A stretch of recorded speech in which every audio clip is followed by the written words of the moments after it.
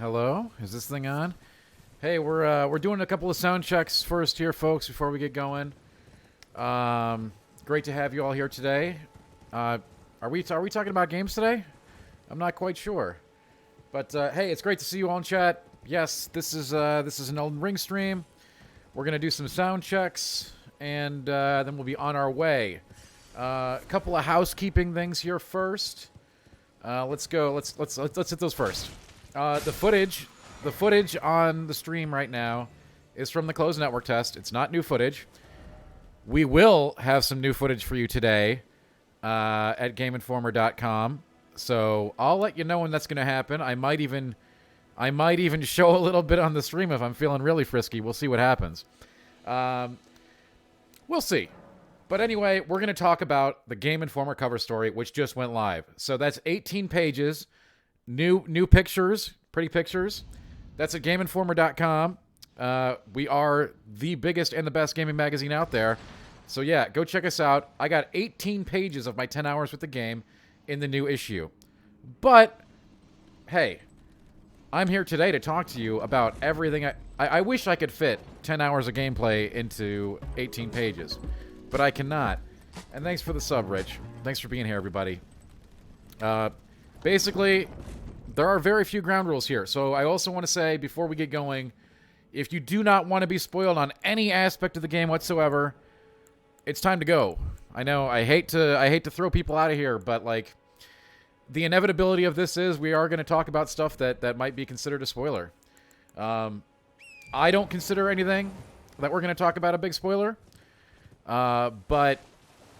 And I'm very respectful of that, okay, right? I've played all these games, I love these games, and I don't want to take that experience away from anybody. So, in case you want to go in completely blind, it goes without saying, you don't want to be here.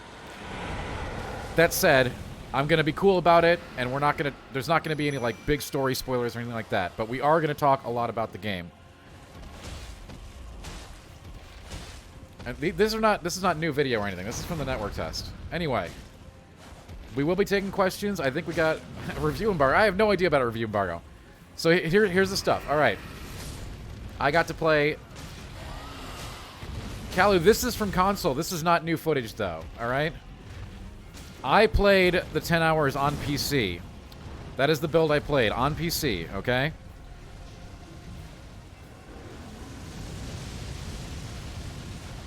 How many starting classes? All right, hey, that's a great question to start with. Let's just get right into this. Great question from chat. We're going to be taking questions. I will be here for a while. So if you have a great question, we'll try to get to it. The classes. That's a good question. I don't think anybody's gone through this yet. Now, I'm going to tell you the classes that were in the build that I played, all right? Let's go through them right here.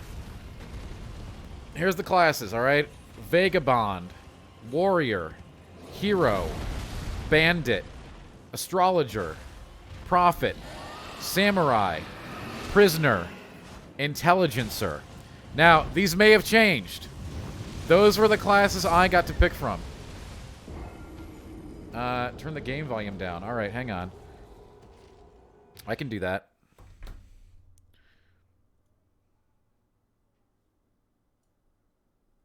Listen, those were the classes I saw in the build that I played, which is obviously a lot more close to final than what was in the closed network test. Let me know if the volume sounds good. Hey, we're here to chat. I got it. Listen, I don't have any idea about the specs. I see a lot of good questions about like PC specs and stuff like that. No idea. I was playing it remotely. Okay, so it was all hands-on, but it was remote. So I don't have any idea about what kind of rig I was playing it on. Chat's going really fast, so if I missed your question, just ask it again in a little bit, and hopefully we'll get it, alright? Not a problem. I'll try to stay here as long as I can today to answer as much as I can today. And I also want to call out a couple other things real quick. Real quick, folks, real quick. GameInformer.com. Yes, Aesop, there's going to be footage today. Hang on, I'm going to get to that right now. Hang on. Hang on. Slow down. Starting at 2:30 at GameInformer.com, we're going to have exclusive coverage every 30 minutes all day until 5:30. That's a lot of articles. There's a lot of info in those. We will also have some exclusive video footage for you today. Can I turn down that? Yeah, I sure can. All right. Game volume is going down. Let me know if you need to go down more, all right? Or if we're at a good volume. Anyway, exclusive stuff at GameInformer.com all day today. Obviously, the huge cover story as well, also available. All right, good volume. I like that. Is there a class that starts at level 1? There is a class, just like the Deprived from Dark Souls, yes. Don't know anything about DualSense, played it on PC. Can't find the cover story. It's live now. You got to be a Game Informer subscriber. All right. All right. We might have to go into slow chat mode here. Jaggerjacks, how much difference was there from what I played and the closed network test? Tons. Lots of small changes and lots of big changes. Different item drops. Definitely, I felt like the difficulty was changed immensely. It was much harder in the version I played. Basically because spirits felt really nerfed.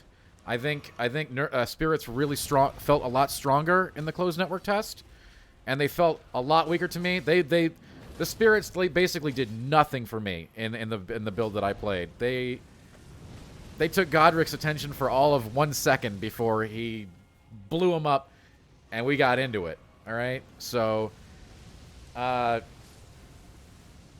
it's gonna be great. Just a second, we're just doing some final sound checks here.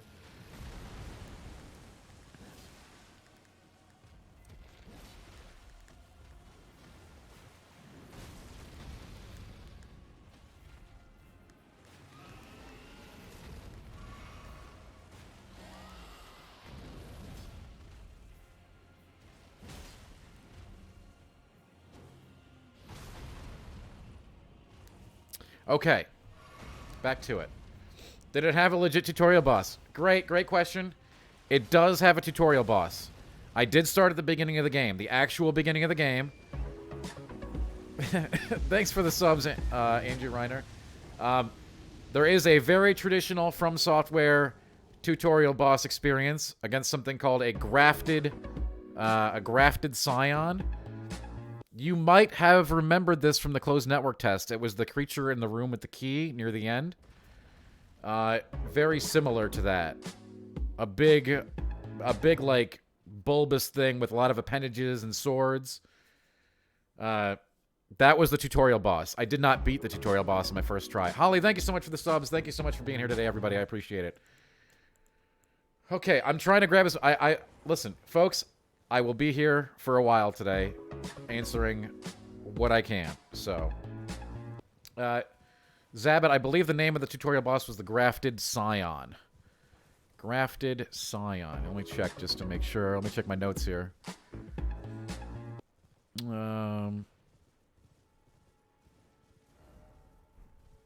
Yeah, Grafted Scion. Yeah, I'll think about turning off alerts if we get too many, but right now we're going to keep them on. Appreciate it, folks. I really do. Did I get past Godric? Yes. I saw many areas not in the CNT, and I did defeat Godric. Godric was very challenging. All right. Yeah, okay. All right. I hear you, chat. I hear you. I understand. I'm going to shut off alerts right now, okay? I get you. I get you. Believe me, I do. We got a lot of people here. I'm going to shut off alerts.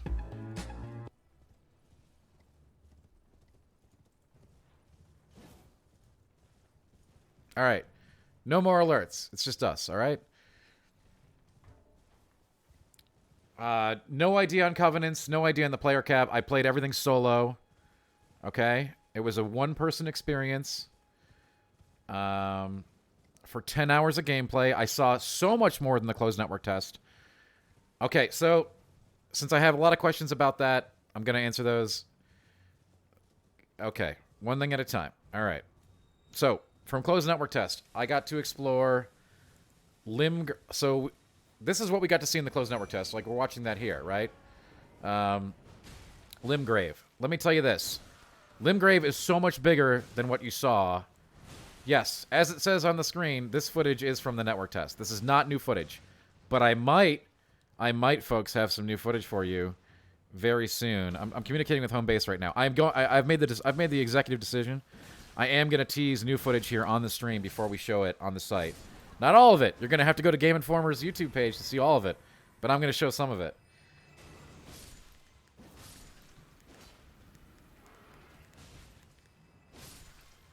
And we'll have that going live at GameInformer.com and YouTube. Anyway, going along with what I was saying. We are... Okay. Limgrave. CNT's... The closed network test Limgrave was very small.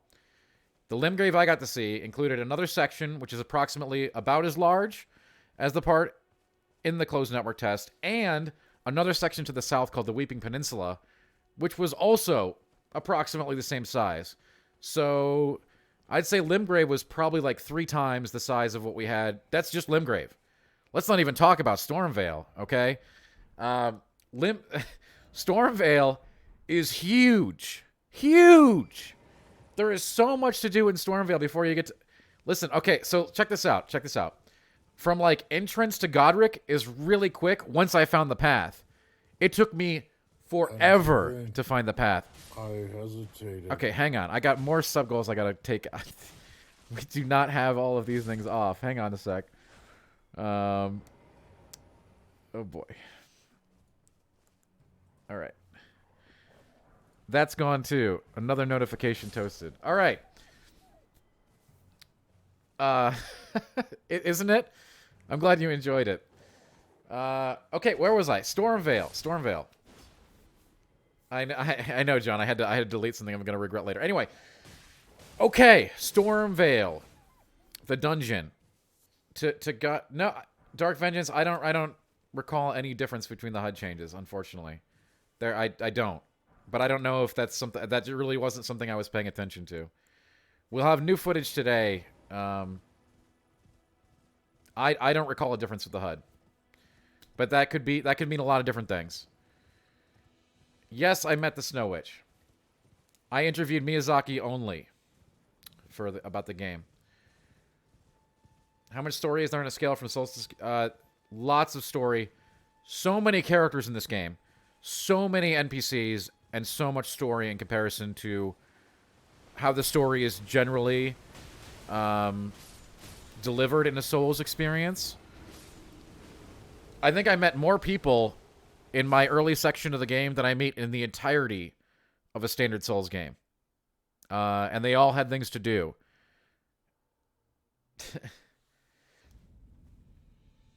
Can you skip Stormvale? That's a great question. That's a great question. Guess what? You can skip Stormvale. The first time that I went to Stormvale, I wanted to explore before I went to the castle, right? To go fight Godric. And I was going north, right? So along one of the blocked off places in the CNT, I was going north, and I rode past, right? And up a little mountain cliff. And guess what? You can go right past Stormvale. You can ride right behind it. It's not that hidden. They clearly want you to find it in case you get stuck with Godric. And you can go right past Stormvale into the next area, the next biome. And the reason I say biome is because I had a chance to see a couple of zones here, right? Past Limgrave. And they are so much different than Limgrave. It is absurd. It is absurd. This game is divided into segments. And each realm has its own aesthetic, its own creatures, its own life forms. I can't even, it's amazing. It's amazing in that. Yeah, so Connell, yeah, the area past Limgrave, that took me to the Magical Academy of Raya Lucaria. And it is wild there. There's crystals, there's water, there's ocean creatures.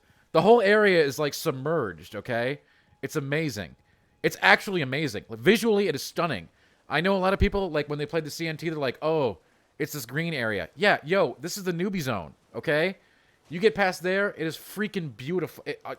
Zone 2, there's crystals, water, turtle warriors, giant lobsters. It's really cool. No swimming. I'm trying to get to all the questions I can, folks. I am trying to get all the questions I can, all right? Boss weapons, interesting question. So, when I beat Godric, and believe me, we'll talk more about Godric. Godric was extremely challenging. Oh, Moonlight Sword? Yeah, Moonlight Sword's in. Anyway, Godric is extremely challenging, okay? Much harder than any other, like, early on From Software boss because of his move diversity and animation diversity. He's got so many different moves in his kit. It's pretty ridiculous. Like, he's got change-ups, he's got mix-ups. And of course, he's got a phase change, of course. But Godric is really, really hard for a first boss. And I'm sure people are going to freak out about that. But the fact is, you don't have to fight him right away. You can go on and go to different zones and do different things. I don't know about any HUD change. I can't talk about that. Patches isn't confirmed. Yeah, Patches is confirmed. What's up? Did I cross the Big Stormville Bridge? Which one? Oh, the Big Stormville Bridge. Yeah, I got some really interesting stuff to say about that. So the Stormvale Bridge. Oh man. Okay. So I found the Stormvale Bridge, obviously. So if we call back to the closed network test, right? Harder than Gale? No, but I think he might have more move diversity than Gale. Come on, he's the first boss, right? He can't be harder than Gale. But he is really, really, he is definitely tougher than any other, like, early game From Software boss. And the reason they can get away with that, really, is because you don't have to do him right away. There's so much you can go and do. If you get stuck on a boss, you can go to another zone, you can go to another area. There's so many other things you can do. Jumping is essential. Jumping has been integrated into the gameplay in a major way. Both in combat, and I can talk about the Roundtable, absolutely. Give me a minute, May. I'm trying to stick with one question at a time. It's really tough. Where the hell were we? The castle with the blue aura? Yeah, that's Rhea Lucaria. Yes. And I got there, and it was amazing. Just absolutely beautiful. Jumping. Jumping is major in both exploration and combat. So you got you're gonna break enemies. You know, stance breaking, kind of like Sekiro. If you're trying to do a standard Dark Souls build, jump attacks are really important, and that's how you're gonna stagger them essentially. And as far as exploration, especially in Stormvale, the castle, there is this amazing. They have really added vertical space as part of the experience in a major way.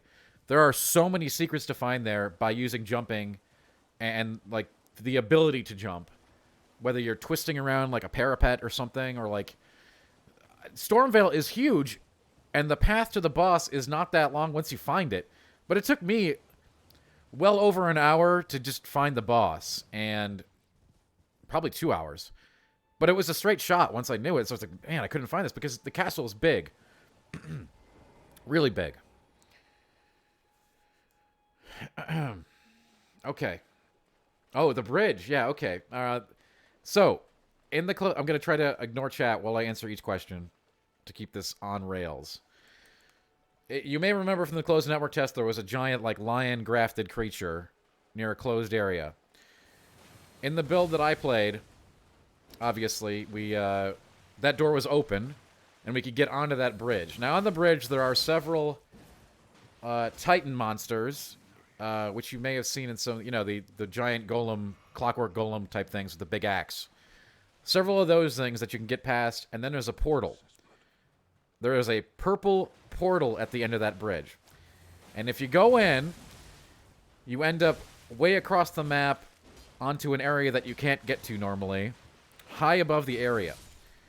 And this is called the Divine Tower of Limgrave.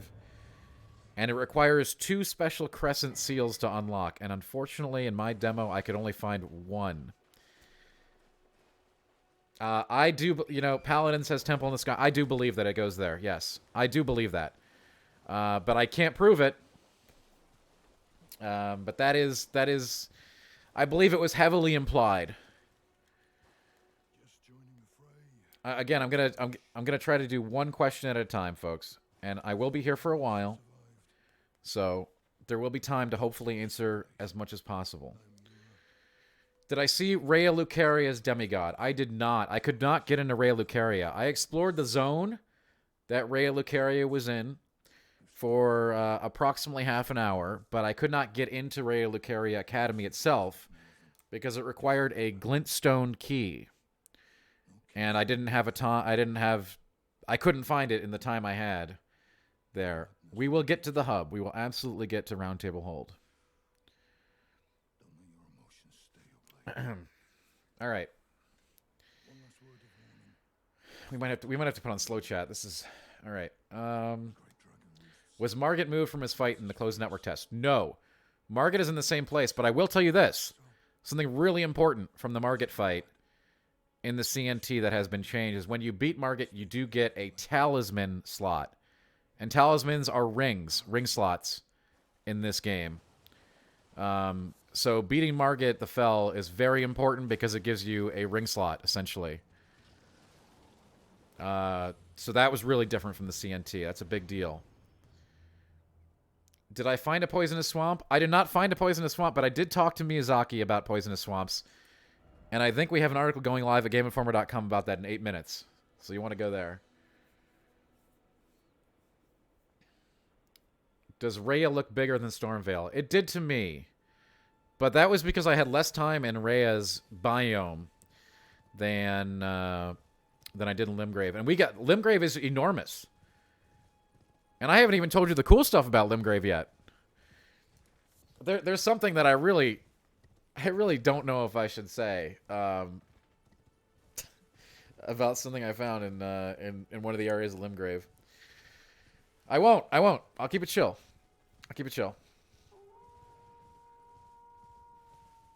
How are the Legacy dungeons compared to Chalice dungeons? Legacy dungeons are nothing like that. Legacy dungeons are traditional Souls dungeons, more or less.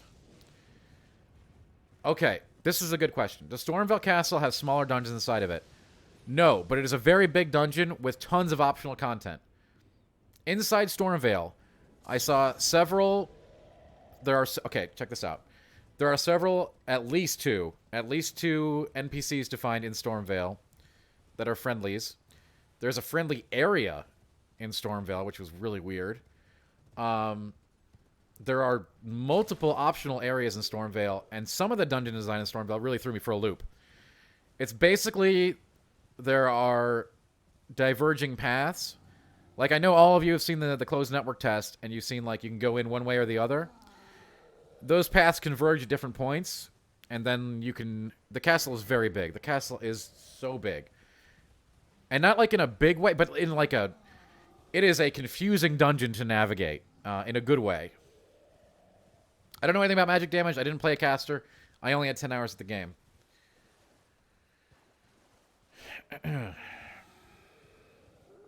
You will see new gameplay today right on the stream, okay? We are posting new gameplay today from an area that I saw, that I explored called Castle Morn. We're going to post gameplay of that today.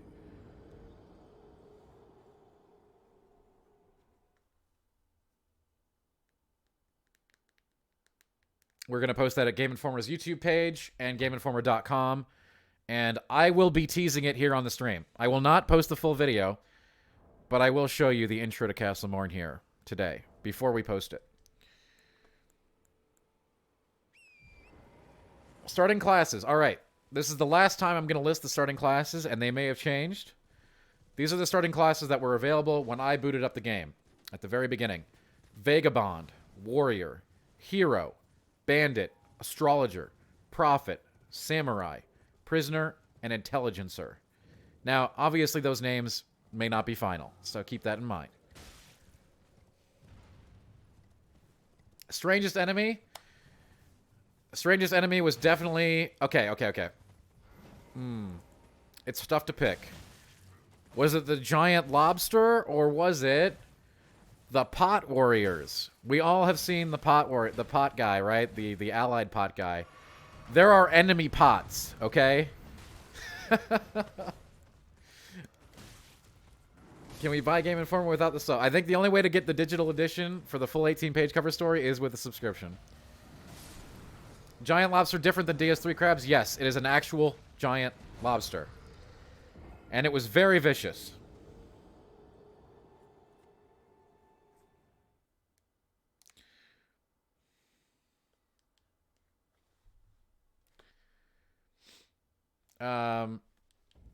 Double jumping was still in. Double jumping was great. Very, very useful for manipulating the world. For getting around the world. How can we buy the print version? The print edition will be available in like a week or so. All those details are at GameInformer.com, where where you can get a magazine subscription, either digital or physical. All right. We got a lot of questions about weapons. I want to be very clear here. I only had 10 hours with the game, and I had to beat Godric.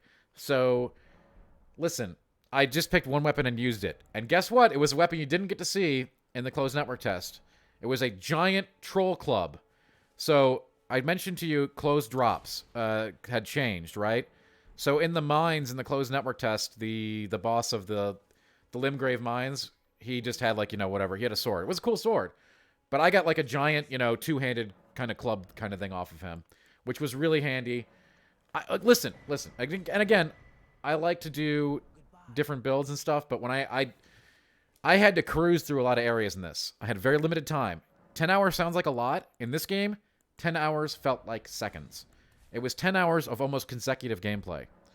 And it still felt like I had barely any time with the game at all. How is the lore compared to the other games? There are tons. This game, I'm just going to say it. This game has more NPCs, more dialogue, and more lore than any other From Software game. And that is within just the first 10 hours. There it is. Like, I met so many characters and started so many quests in just that short time.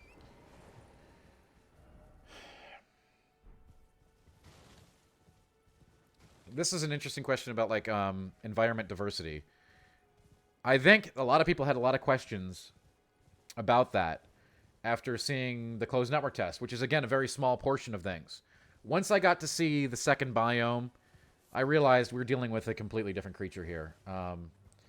This game is... I can't even articulate it. Like, the second zone is again, it's like Limgrave, but in a very different aesthetic. Different creatures, different everything, different feeling. Will we see? Yes, you will. Moonlight Greatsword, patches, a lot of those different Souls things are in.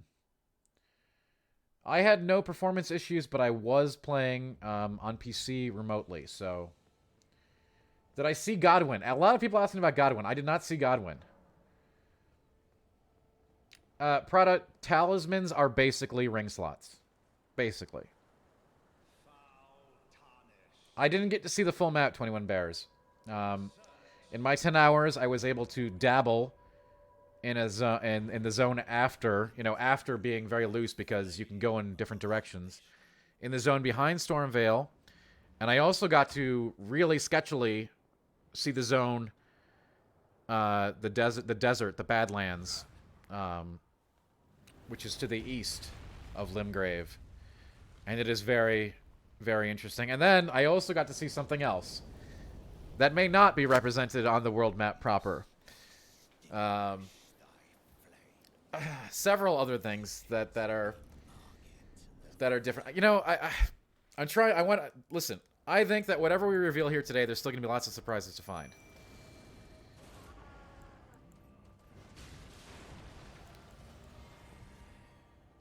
I think in 10 hours, I barely saw anything. So whatever I found won't really be a huge spoiler. Yeah, okay, lots of questions about the Roundtable. All right, let's go. I'm going to ignore chat for a second while I talk about the Roundtable Hub for a second. We're going to be... Okay, hang on. Before I talk about the Roundtable Hub, it's 2:30.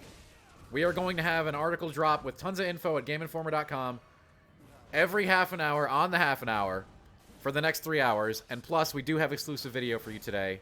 The exclusive video will be from Castle Morn, which is on the Weeping Peninsula south of Limgrave, and it's a place that I got to go. And we're going to be sharing that today as well. So, now on to the Roundtable Hub. Check out GameInformer.com right now to hear about Miyazaki and Poison Swamps. I think you're going to enjoy it. I did get to interview Miyazaki for this, and... How long will be the exclusive video? I'd say around 4 minutes. Okay, Roundtable Hub. This is Wow, it's a big thing. Okay, folks. So this is going to be kind of a long answer, but I'll try to keep it as brief as possible. Okay, hang on. I gotta put another video on since we're out of time on that one.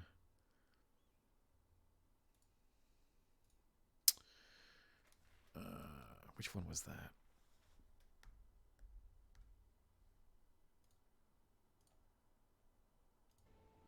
Okay.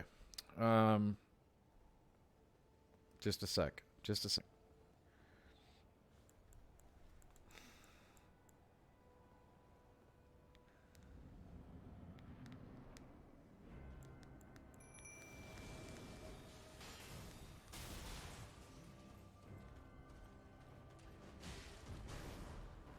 Again, no, I did not announce when the new gameplay is coming. I said it will be today, and it will be during the stream.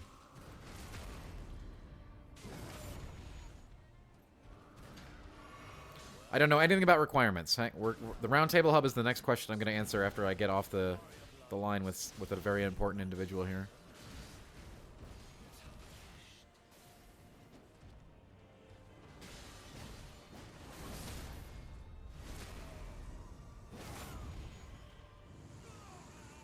I'm getting details on some of that exclusive information right now. I wish I could text Miyazaki, but I did get to interview him.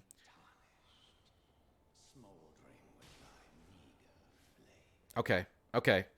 All right, folks. I'm going to show you a bit of the exclusive gameplay that we have to show today. Just a small portion. The rest will be at GameInformer.com and Game Informer's YouTube channel. I've just gotten the okay to go ahead with it. I'm not going to show you the whole thing. But hopefully you'll go join us on GameInformer.com and Game Informer YouTube page to see the entire thing. And I will talk about this a little bit while we look at it. But I'm only going to show you maybe a minute and a half or 2 minutes of it. I'm not going to show you the whole thing. This is, folks, before we get started, this is Castle Morn. This is south of Limgrave. This is southern Limgrave. And it is a place. It is a bad place. This is not Stormville. All right, I'm opening it up right now. I'm only going to show you a little piece of it.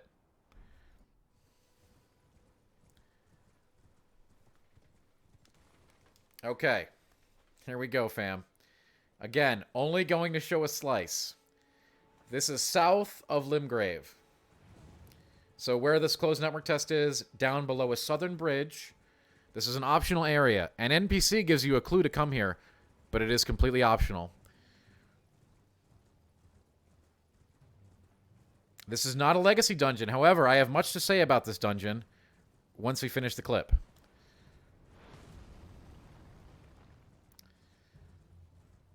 And I'm only going to let about half of this clip run so that you can go check out the rest at GameInformer.com.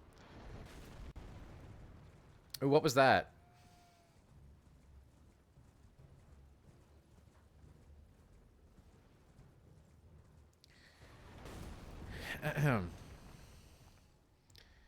This guy looks nasty.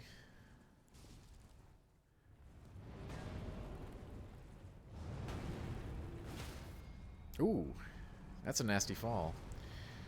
All right, we're gonna finish this up, and then we're gonna have to wrap the video up because, believe me, if you like this, you're gonna get to take a look at the full interior of the castle and what comes later in the castle too, later on at GameInformer.com and Game Informer's YouTube page.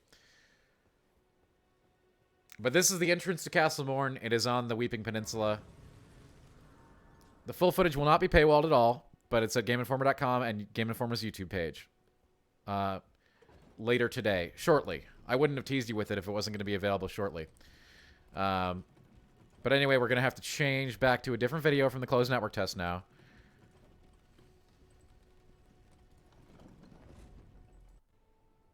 Okay. The rest of that will be available GameInformer.com, Game Informer YouTube. All right. I know we have a ton of questions. I'm going to be here for a while. All right? I will get to whatever I can, but I really want to address the Roundtable Hub. Yes, I know. I know. A lot of people have been asking about the Roundtable Hub. I'm not being a tease. I'm just trying to manage the questions, CMG, really.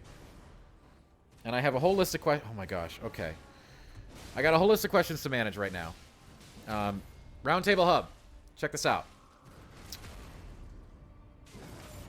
Okay.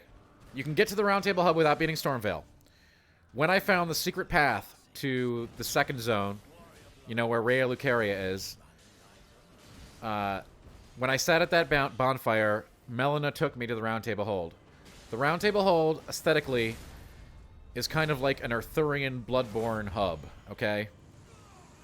It's very, like, you know, very, very King Arthur-y, but with a, like, there's a tinge of darkness to it. I mean, it's a freaking From Software game, obviously.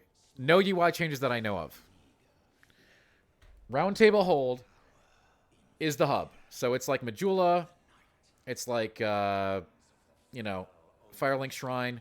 Tons of NPCs there. Check this out. The Blacksmith is there, of course. There's a very interesting battle in the hub that I ran into. So once you get to the hub, there's a balcony you can jump off of into an arena where a Frenzy Tongue attacks you. And the Frenzy Tongue reminded me a lot of Gurman from Bloodborne. Yes, the Blacksmith is extremely similar to Andre from Souls, correct. Except he is a prisoner there, which is kind of interesting. And anyway, the Frenzy Tongue attacked me and murdered me. He's got a scythe, he's got ice magic, he's probably a huge level. And he exists in the hub. The hub is small but big. Tons of characters there to talk to. The hub is not accessible from the world map. It is a teleport-only location. It exists outside of the world. And it is a very incredible place. And every time I found some people, they would come back to the hub. So even in just 10 hours of the game, I was collecting an army of NPCs to go there. One of them was a very mysterious undead hunter called D. And he was cool to have there. And he would actually mark my map for places to go explore. That was a very interesting thing. Another character I met on the you meet characters outside of the hub, and then they come to the hub. Much like other games, but the Roundtable Hub is very tiny but very dense. Like, there's lots of rooms, and some of the rooms don't open. In fact, that character you saw today in the Elden Ring tweet, she's in the hub. Her name is Fia. Okay, I have a huge list of questions to get to here. It's just D. Lestomac, just the letter D. I don't know if that's like a nod to Vampire Hunter D or what, but it's just D. Does the pot guy go to the hub? Alexander did not show up in the hub for me. All right, here's I'm gonna grab a couple questions that have been relayed to me here. I will do my best here, chat. I'm not expecting to leave anytime soon. I'll be here talking. There are bigger dungeons besides the legacies. I do not think so. How is the open world itself? Fantastic. I want to say something about this real quick. The experience in the closed network test compared to the experience of actually being able to go anywhere without the walls, it is night and day, and it is shocking. It is shocking how much better the game is when you do not have those restrictions. And I still had restrictions. And it was amazing. It was just amazing. I can't even find the words to say how astonishing it was to be able to just go in any direction at any point you want. That seems like a thing that's like completely normal, but after being corralled in the network test, it felt unbelievably amazing to go anywhere. I'm just like, well, why don't I go to Rhea Lucaria now? Well, why don't I go to the Badlands? I'm going to get through this list here of questions. But as far as the difficulty goes, Dazed, I think this one's going to be very complicated to deal with in a difficulty standpoint. Like, I took on Godric, right? And I beat Godric. But I have a lot of experience with Souls games, and I think he's way harder than any other entry-level From Software boss. Way, way harder. The difference is, a lot of people are probably going to get stomped by Godric, and they can go elsewhere to get bigger and do other things. There's so many ways to upgrade your character in this game by exploration, and you're not constricted as you would be in a Souls game by like, okay, I'm at the Abyss Watchers. I have to beat the Abyss Watchers or I cannot proceed. That will not be the case here. You'll be able to go around the world and get bigger and get better and get stronger. Oh, Godric. Godric is for an entry tier boss, for like the first core boss of the game. I mean, what can we compare him to in Souls games, really? So he'd be like the first like Air of Fire or something, right? He's a main boss. The reason he is extremely challenging because he has a moveset that is ridiculous. He has more animations and abilities. He's not just like, he's not like Vort, right? He's not going to run around at you and breathe. You can't like know his moves. Harder than Genichiro? I mean, I don't want to compare it to Sekiro because that's a completely different thing. It's more comparable to a Souls game, right? He's got change-ups and mix-up all over the place, and he hits extremely hard. And I know a lot of people were concerned about the spirit summons in the network test. I don't know if they were upgraded in the network test or what, but Godric just ate them, okay? He killed them in one hit, and it was not part of the fight. But more on that later. I want to get to the question list I have here. I will be here for a while. Do not worry. Do not panic. Did it manage to feel populated and avoid the emptiness which blights open world games? There's plenty of empty space, but it doesn't feel wasted. In fact, I think From is a very unique entity to tackle the open world because, listen, I mean, in my opinion, they are masters of atmosphere, and they use the dead space for major effect in this game. And I don't think people get a sense of that in Limgrave. I think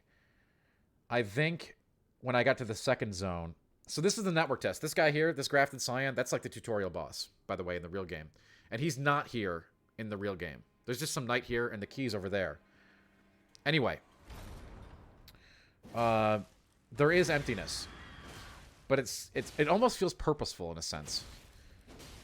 And, you know, I know a lot of people were concerned about how the game would look, that it would all be Limgrave. But there's a great reason that, you know, From holds a lot back. That's why I'm really not worried about spoiling anything for you guys today. Because whatever I can tell you about 10 hours is ultimately meaningless in the big scheme of this game. And I can tell that from playing it for 10 hours. You know, we never knew where Bloodborne was going to go, and I'm pretty sure we don't know where this game is going to go either. This is the closed network test, Kartik. This is not the gameplay that I actually did. Okay, going to the next question that I have on this list here. Any changes to mounted combat? See to make some fights trivial. I have a lot to talk about with mounted combat. All right. Whew. So there was a fight that I got to. Let's talk about this. In a section of Limgrave that you couldn't get to, where I met D, he tells me about an undead village that has been taken over by the, you know, a village that has been taken over by the undead. And he says that there is an ancient mariner that is taken over there. And I'm like, okay, well, the first thing I did, obviously, was go there. So I ran right there.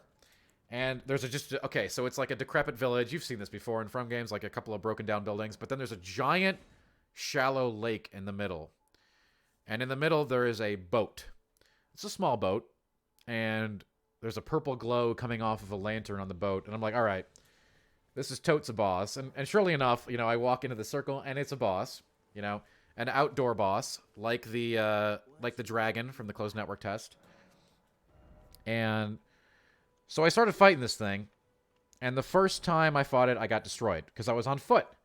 So this battle takes place in a lake, and the mariner summons skeletons, and he also lifts his boat up out of the water and crashes it down with tidal waves of undead energy. And it's very difficult to do on foot. It's certainly doable. But obviously, when I was mounted, it gave me a huge advantage. Like, I could just run circles around the little boat guy. And after I came back on, you know, on horseback, I mean, the outdoor encounters, from what I have seen, do facilitate mounted combat play. And it was much easier to beat the boat, what was his name? The Bone Beckoner Mariner with on horseback, because his abilities basically were weakened by the fact that I had that huge mobility. He actually dropped something that really helped me in the fight with Godric. Well, I wouldn't say it really helped me, but he does drop a Skeletal Militiamen summon. And the difference between the Skeletal Militiamen and the other summons that I had access to was the Skeletal Militiamen, they're skeletons, so they come back to life. So instead of being one-shot by Godric, they got two-shot by Godric. And that's big. That's a big deal. Because with Godric, you got to work for it. How many main bosses? The only core what do we even call him in this game? The only demigod that I beat was Godric. There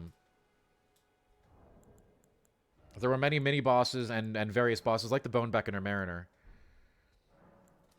Tenedry, that would be wonderful. But I'll try to answer as much as I can.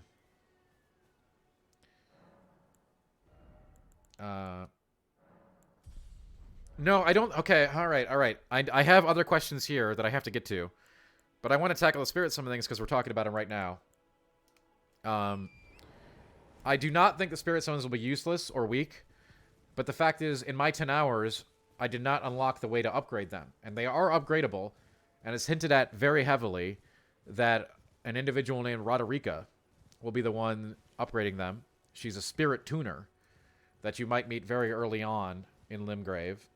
And she will join you at the Roundtable Hub. Okay, I want to get to this list of questions that I have. And I'll be here, folks. I'll be here. I'm going to try to stay as long as I can today to answer everything. So I wouldn't say mounted combat makes fights trivial, to answer that question directly. But it is absolutely useful in the open world during open world boss encounter. Field bosses, as they're called. Is a stealth-focused build possible? Not entirely, but you can definitely take advantage of fights, especially like in the open world with stealth. It's not like... It's almost like Sekiro mini-bosses, right? If you're really smart about things, you might take the equivalent of a pip of health off somebody before they're aware of your presence. And stealth, also very useful for getting around. There are places where you should not aggro everything in this game, okay? Just straight up. Like, there are places where you should not get into it. And stealth helps there. So we just had one of our interview breakouts post about 20 minutes ago at GameInformer.com, if you want to check that out with Miyazaki, where I talked to him about poison swamps. I think you'll find that interesting. And in another 10 minutes, we'll have another drop at GameInformer.com. All right, next question. The soundtrack. Oh, it's beautiful. Isn't it always? Ambient music changes with the biomes. Oh, you know, again, since people are like really, all people have been able to see is Limgrave. I get that. And I had a lot of questions too when I was stuck in Limgrave, and that's all I had to do. But after seeing a lot of the zone where Raya Lucaria is, if there are like, what, 6 biomes, like one per demigod, I can't even begin to tell you. And again, there is more than just the 6 biomes. There was a place that I discovered in Limgrave. A very special place. Yeah, there's a Badlands desert, a wastelands area to the east of Limgrave that I barely got to see. With a blood red sun, scorching sands, and I wish we had footage. I wish we had footage of all this stuff. It's when I walked into the Raya Lucaria zone, the blue zone, right? You know, it's very color coded, right? Limgrave green, Raya Lucaria blue, the Badlands red, and another area that I saw, gray purple. It is fascinating because I know people have only seen Limgrave, and if you liked what you saw from Limgrave, it is translated immaculately to these other zones. Like, they have their own sense of identity in a way, an atmosphere that is just incredible. Like, you leave Limgrave and you're like, I get it. That's like the pastoral tutorial area. Godfrey? No. Okay. Hang on. Getting to this next question on the list. Can I list all the spirit summons I found? Boy, that's tough. Most of them were from the network test. Same ones. Because I didn't have time to really dial down into a lot of it, but one of the new ones I found was the Skeletal Militia, which, like many skeletons in From Software games, do resurrect after one death. So when you fight a boss that can one-shot them, like Godric, having the 2 hits was helpful. Although one strategy I tried with Godric was to actually use the spirit jellyfish against him and sort of like go back and forth between him. So the jellyfish would pull aggro, and then I'd try to pull aggro back from Godric from the jellyfish. The jellyfish has poison too, so that's really good against a single target. The game felt smooth. I mean, I played the game remotely on PC. It felt smooth. It felt great. It's not the footage here. I didn't have any problems, and I was playing it remotely. Felt great. All right. Another question about the starting classes. I'm going to list those again. These classes are subject to change, obviously. These are the classes that were available to me when I booted up the game, when I started the game from 0.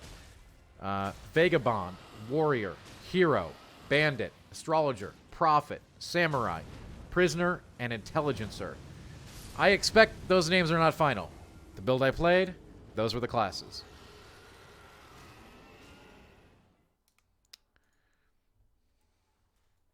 Okay. Moving right along. All right. Good. I can actually take some questions from chat now since I got through the list that I had. Did I see the area east of Limgrave? Is it a desert? It is. It is the Badlands or the Wastelands. It is a desolate place with a blood-red sun, scorching sands, and very dangerous enemies. I plan to go there immediately upon starting the actual game. Lestomech, did I use new magic outside of summons? I didn't have a huge opportunity to. Again, I want to caveat some things. Didn't get to do a whole lot of weapon experimentation. Didn't get to do a whole lot of magic experimentation or faith experimentation or anything like that because I only had 10 hours with the game. And I know that sounds like a lot of time, but it's so not. With this game, 10 hours was a drop in the bucket, and I barely got to do anything that I wanted to do. The mount takes damage and can die, yes. Alright, hang on. Alright, I'm going to talk about a big thing right now. If you want to bail from the stream, I'm going to give you 1 minute to do so. Because I'm going to talk about something pretty big. And I don't think it's big in the scheme of things, or they wouldn't let me see it. From is very smart with this. You know, we've worked with From Software on a lot of reveals and cover stories in the past, and they wouldn't have let me see it at all if it wasn't like, you know, if it was going to be minor in the big scheme of things. And I do think that. So, but I'm going to give you another 60 seconds, and I'm going to start talking about something that got asked about in chat. And it's a big deal. It's a big deal. But I don't think it's going to be like a, or, you know, if I thought it was going to be a spoiler breaker or anything, then I wouldn't say it. But I don't. And I want to tell you about it. Actually, it's funny you said that to Troll Bear, because they were like that when I went there. I basically got caught down there. Anyway, all right. Okay. I assume if you're still here, you want to hear about it. So I'm heading through Limgrave, okay? Right? So we're in Limgrave. We're a little bit south of where we fought the Bonebeckener Mariner. We're near those bears that you saw that they revealed, right? Let me tell you. The bears basically chase you into this location. Like, organically. It's so smart. Oh, my God. The game design. Oh. Chef's kiss, right? So, basically, I get chased by these bears into this very small room with an elevator. And it's just, that's all that's in there is an elevator, right? So, I get in the elevator. Naturally. And it starts going down. And okay. No big deal, right? It just keeps going down. I'm talking this is a long elevator. I get the sense this is not just like a mini dungeon or something like that I'm going into. And we get about halfway down, and I start to look up, and I can start seeing basically the sky underground, okay? So, purple, meteoric skylights, if you will, as I head down into this area. I get down there, right? And it's a very long descent. It is beautiful down there. The entirety of, like, the ceiling is made up of, like, the sky, a meteoric sort of, like, rock sky, and it is all underground. There's a river running down there, okay? It's absolutely beautiful. You don't need a torch or anything. All kinds of hostile enemies. And I start walking around, right? And I'm walking around down there, and all of a sudden, you know, the title card changes when you get to a different zone in a From Software game. And so I start walking to the right a little bit, right? And it just says, you know, the Eternal City. And then somebody told me, you gotta leave. And I'm like, oh, okay, all right. Didn't mean to go down here. You know, that kind of thing. It was, and I'll tell you this, you know, I wanted to leave. I didn't want to know. But it's down there. And it's beautiful, and it's big, and it's awesome.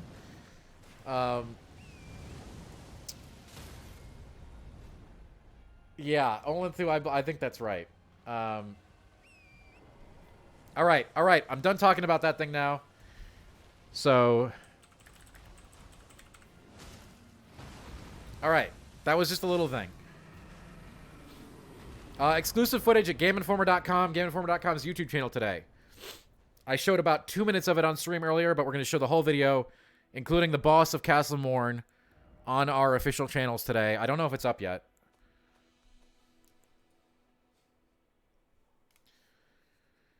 No idea about paired weapons. No idea whatsoever.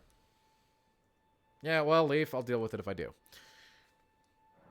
Oh, this is a great question. Lauren, I want to address your question. How many attempts did Godric take you? I want to talk about Godric. Godric took me about 20 attempts. And that's a lot. I was told that I fought him underleveled compared to when the expectation to fight him is. But he is really tough. He is definitely the most dangerous, like, newbie From Software boss ever. Because of move diversity. He has mix-ups and change. It felt like, you know, okay, this is an exaggeration, but it felt like I was fighting Orphan sometimes on that one.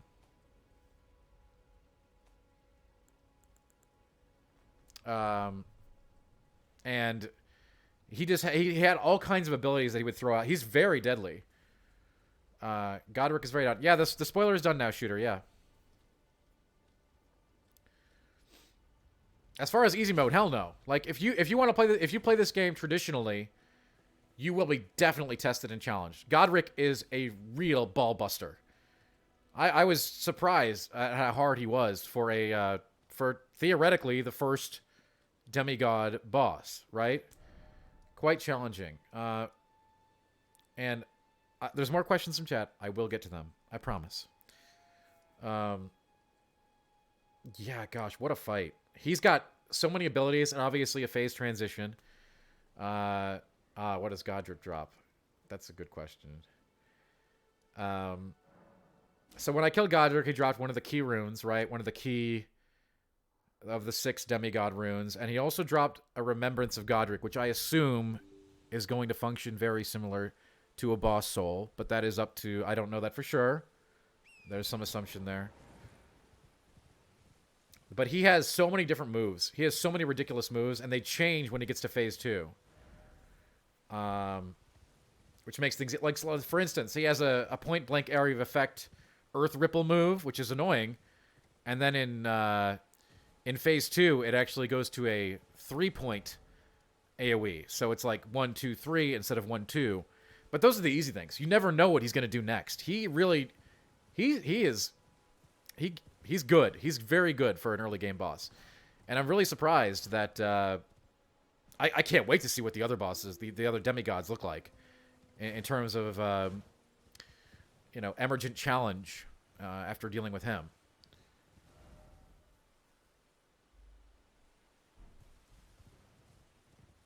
You know what? I really don't. There's a lot of mini bosses, Sassy. The major boss that I defeated was Godric, and of course, the Fell, Margit the Fell, But Godric was the only demigod that I had a chance to face off against in 10 hours. Now, if I was like speedrunning or something, you know, this is all very different. But I started at level 1 and everything. Lestermac, I don't know. I do not recall what it said when I defeated him. I was just really happy to have beaten him.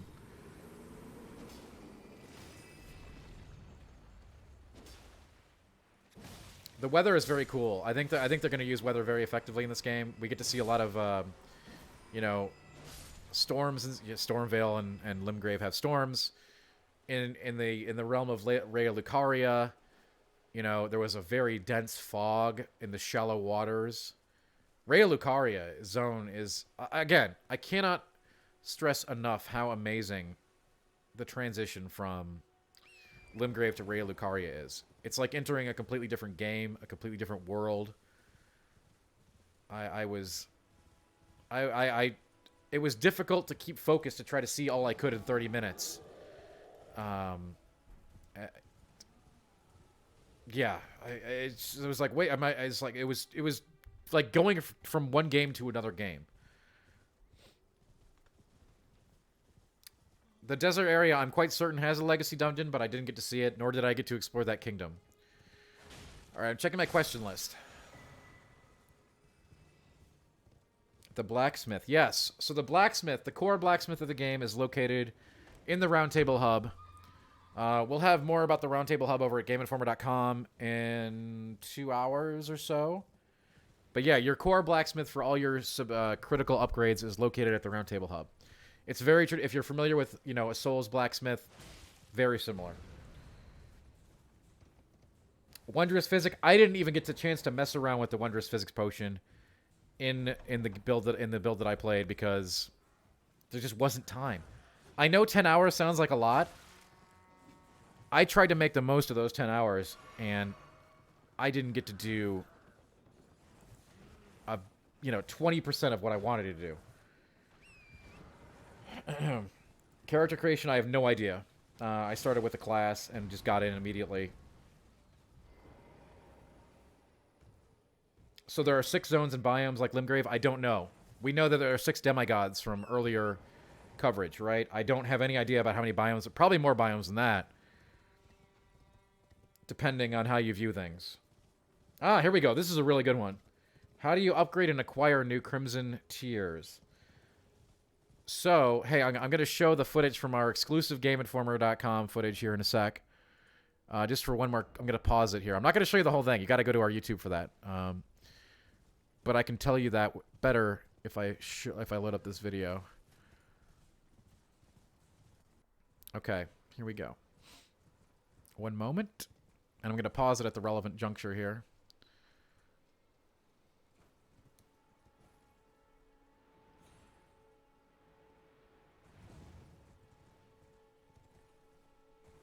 Shadow, I have no idea about the VOD of the stream. You're going to have to check with the video team. That's up to them.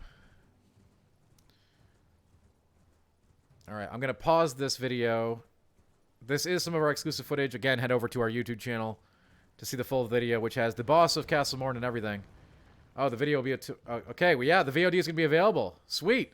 So, yes, if you missed anything, we're going to talk about it. Here we go. Boom. This right here, very, very important. This is a minor Erd tree. You may have seen the big ones. These you want to check out every time you can for seeds, okay? And you use those seeds to upgrade your flasks. Much like you would, in another game finding an Estus flash shard or something. However, these take progressively more to upgrade your flask. So maybe it only costs 1, then maybe it costs 2, then maybe it costs 3.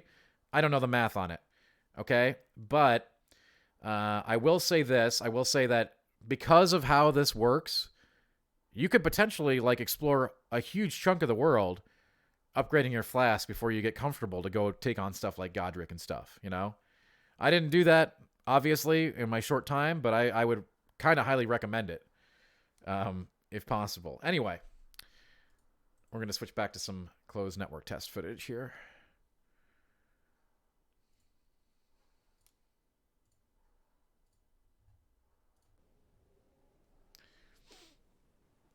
All right, hang on. I'm getting through the question list that I have here, okay? One at a time. I did play on PC. I have no idea about DualSense.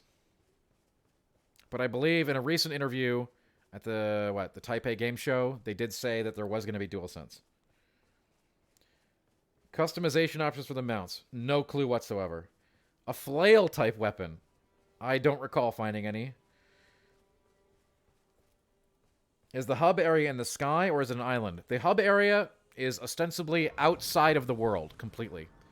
It is a place that exists out of space and time, outside of the reality of the worlds between. You cannot find it on the world map. I did not spend a ton of time on gathering and crafting. I just didn't have time. In 10 hours for this game is seconds. I did not have time to pick the berries and the flowers and put them together.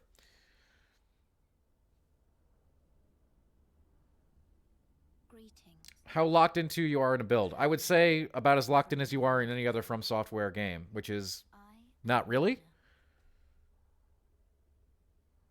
Loading times were basically non-existent. I was playing on PC. I did play the network test. Did I notice any differences in item placements? Yes, tons of them. Many of the items that I found were different than they were in the network test completely. And there were lots of items that still were not itemized. Actually, in fact, many of the chests I opened had fire longswords in them, which were clearly a placeholder. Yeah, does Dan know the significance of the game from a cover art? Maybe. I'm gonna pass that one for now. Is there ocean exploration? Yeah, not really that I've seen, but we only got to explore very few of the zones. The second zone, where Rhea Lucaria, the Mage Academy, is located, is definitely an oceanic zone in a way. It is very blue, and there is both shallow water and very deep water. In fact, at some portions of that zone, you will have to maneuver across submerged buildings on the top of them in order to get across. That zone also holds many surprises. Again, moving to Rhea Lucaria's zone from Limgrave was fascinating. There was... again, completely different enemies, completely different discoveries.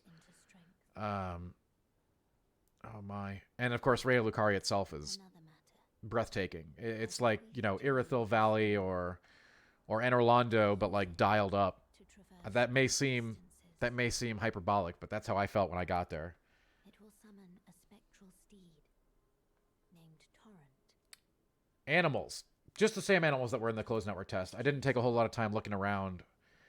I only got to spend 30 minutes in the area with Rhea Lucaria, so... Okay. Weather types, no idea outside of the rain and the fog that I saw. Talisman slots, very important. I do not know if you can get more than 2 talisman slots. I unlocked my second talisman slot by defeating Margit the Fell. Now, in the closed network test, Margit the Fell did not give us anything important, right? But when I beat him in the regular game, he did drop... He basically gave you a ring slot. So again, between that and Godric, it really seems to me like those major bosses are designed to be taken when you can take them for big boosts. But you don't have to do them, you know, you're not forced to be like, okay, I've got to beat Godric now. I've got to do my zone. You know, that ain't going to happen. I mean, I have no idea how many slots it gets to. My one defeat of Margit gave me 1 slot to go with my 1 slot. So I had 2. Palette swap duplicate bosses. No, but there were, like, you know, some element of that in the CNT, right? Like the big troll guy in the Limgrave Mines is basically just one of the outdoor trolls, right? A bonfire ascetic. Now that would be really cool if they brought those back, wouldn't it? But I didn't see anything like that.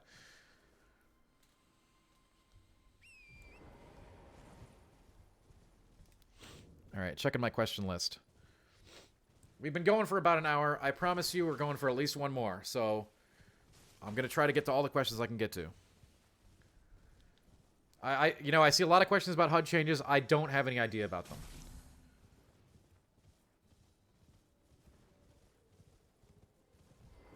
Now, I can only talk about the world size that I got to see, right? So here's what I got to see, folks. the spoilerly location that I mentioned earlier, which I don't want to talk about again. The Badlands to the east, which is like a scorched desert with a blazing sun, terrifying desert. Wasteland more than desert. And of course, the realm of Raya Lucaria, the Magical Academy. Very ocean-themed, blue zone, balloons floating overhead, turtle warriors, lobsters. Yeah, we're going to have new footage going up at GameInformer.com here, Fishy, in just 1 second. I talked about one of the surprises already, Young Mac. But I think at a very base level, listen, I know a lot of people here probably played the network test or followed the network test very closely. At the most core level, I can tell you that this game is so much different when you have access to the world. One thing that was cut off in the network test was the world. You were basically playing in an aquarium, a little terrarium that they set out because they don't want to show you everything. When you got to go anywhere and do anything, take on the challenges that you find or don't, move on or explore, those challenges make this game so much more meaningful and better. It's impossible to even articulate. I just 10 hours was nothing. 10 hours was nothing. The tutorial area is the same layout as the CNT, but drops were different for sure. And it was different in that respect. Prophet of Heresy, there is a poison swamp. I had an interview with Miyazaki where we talked about it. It's at GameInformer.com right now. You can check it out. Where I talked with Miyazaki about how he started making a poison swamp and couldn't help himself. I think that's his exact words. Oh, I got to change the video. Hang on, chat. Hang on. We'll get to you in just 1 sec. All right.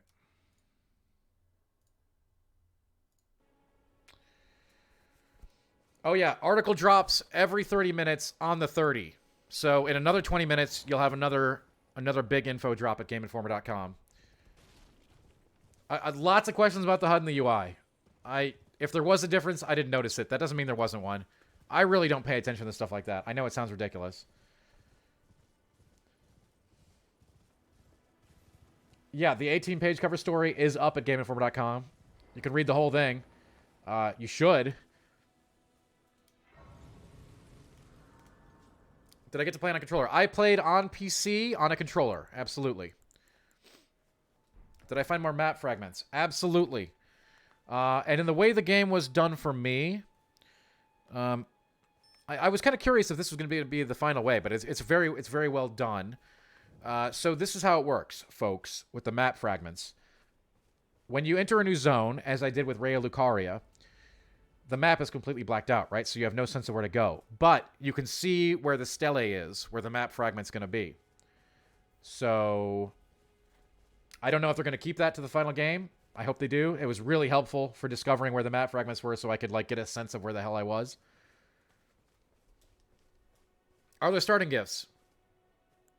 Yes? Yes, there are. I was actually waiting for somebody to ask that because now I have something else I have to talk about. There are starting gifts. So obviously, as a seasoned Souls vet, I tried to find the starting gift that would be weird, right? The one that would do things. And I found it. It's called a Stone Sword Key. Do you remember the network test? I bet you do. Right at the beginning of the network test was a bonfire, right? And at that bonfire, there was that little imp statue with the wall that you couldn't get past, right? The Stone Sword Key can be used on any of those little imp guys to unlock the area behind them.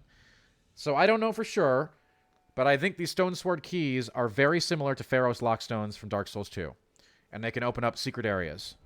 I did use my key on that initial area. And there was a lethal trap cavalcade down there. I went down there. Okay, I went down there. Here's the thing. I wanted to find out what was down there. And I couldn't. And because I didn't want to waste time. I had to kill... This was right when I started, right? And I was like, I gotta go kill Godric and get to Raya Lucaria today. So I went down there, right? I blew the wall down. And I got past the wall. And there are these giant automated chariots. So, like, they're not, like, you know, you can't kill them. They're just these giant automated chariots on tracks. So they're on a set track. So they go up and down like a big path, right? And you have to, like, kind of hide in an alcove. If you remember the Executioner's Chariot from Dark Souls 2, it's like that, but automated. And they just go up and down these routes. And you have to, like, hide from them so you don't get run over. And then there's, like, of course, that would be weak for a From Software game, right? So, of course, there's, like, death pits and other archers and stuff shooting you and all that kind of stuff while you try to get down there. And I only spent a few minutes messing with it because, frankly, I had to get going. But obviously, there was probably something cool down there.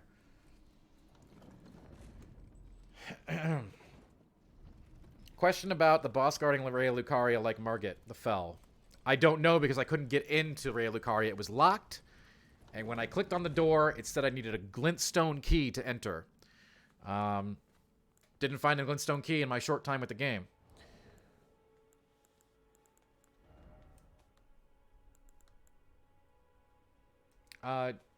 Interesting question from Chad. Is Elden Ring the GOAT? I can only talk about my 10 hours with the game, so I don't know if the final game will be the GOAT, but yes. The 10 hours I have with the game is the GOAT. Yes.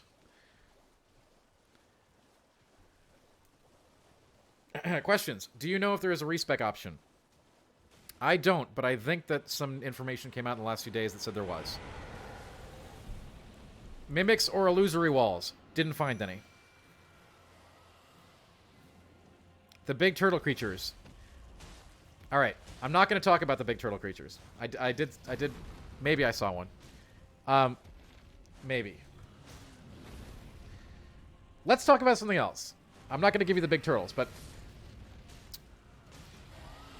let's talk about something in this game that I think you'll find interesting. Paintings. Not painted worlds. Paintings.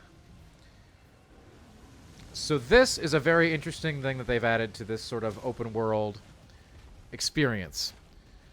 I was going through Stormville Castle, right? Through one of the optional areas, of which there are many, because Stormville Castle is a giant maze. And I found a painting. Right? You can pick it up. And what these paintings do is they show you a place in the world. I never got to, I didn't have the time to go track one of these down. But I, obviously, item descriptions, am I right? So I read the item description, and it's like, if you find this place in the world that's depicted in the painting, you may find the spirit of the artist. So, I didn't get to do that, but I bet it's really cool. So, Adam, the concept of difficulty in this game cannot be directly compared to other From Software games, specifically Souls games, because of the vast array of options the player has. In terms of, if I don't want to fight Godric, I can walk by Godric and go right to the next zone. It's not like Abyss Watchers. You have to beat Abyss Watchers to go on. You have to beat Pontiff to go on. You do not have to do that. We are going to share footage from outside. In fact, let's do it again. Let's do it again, folks. Here we go. Here's some hot new footage for you. Right meow. To see this full video, you're going to have to go to GameInformer.com or GameInformer.com's YouTube channel. It might already be up. I don't know. We're going to watch about 2 minutes of this 4 minutes. This is all new footage. This is exclusive. Enjoy. This is Castle Morn. This is in the. This is located south of Limgrave. This is available if you go south of Limgrave past a bridge to an area called the Weeping Peninsula. This is not closed network test. This is Castle Morn. This is not a legacy dungeon, but it's also not quite as small as the caves and catacombs that you may be used to from the network test.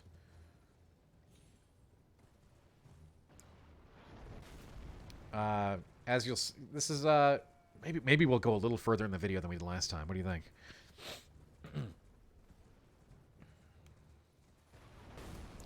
Listen, folks, you're gonna get this full video today, all right?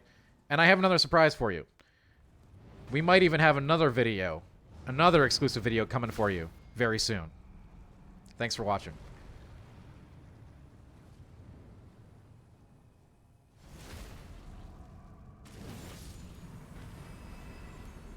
And we'll let this one go for another minute than last time. Thank you, Artful. I appreciate that. It has been a, believe me, it's been an exhausting but very rewarding time working with Elden Ring, and I couldn't be happier. This is not me playing. This is footage from Software. And you can see the full video in, what, 10 minutes on our YouTube channel. 15 minutes on the YouTube channel. And I've just gotten word that we're going to have another exclusive video to show you as well a little bit later down the line. It's been great answering all your questions today and checking out this stuff. Ooh, this looks scary in here. You know, see, Dougie, that would be fun, wouldn't it? Blizz, I don't actually know what's in the next video that we're getting. I have to go look at it. You will, if you watch the final video at Game Informer, you will see the final boss of this small dungeon. This is not a legacy dungeon, but it's also much big. It's much bigger than some of the other caves and catacombs that I explored. All right, we're gonna have to cut you off at this point. We're gonna get one peep at this next area, and I'm just gonna have to cut it off. I can't handle the hype, honestly.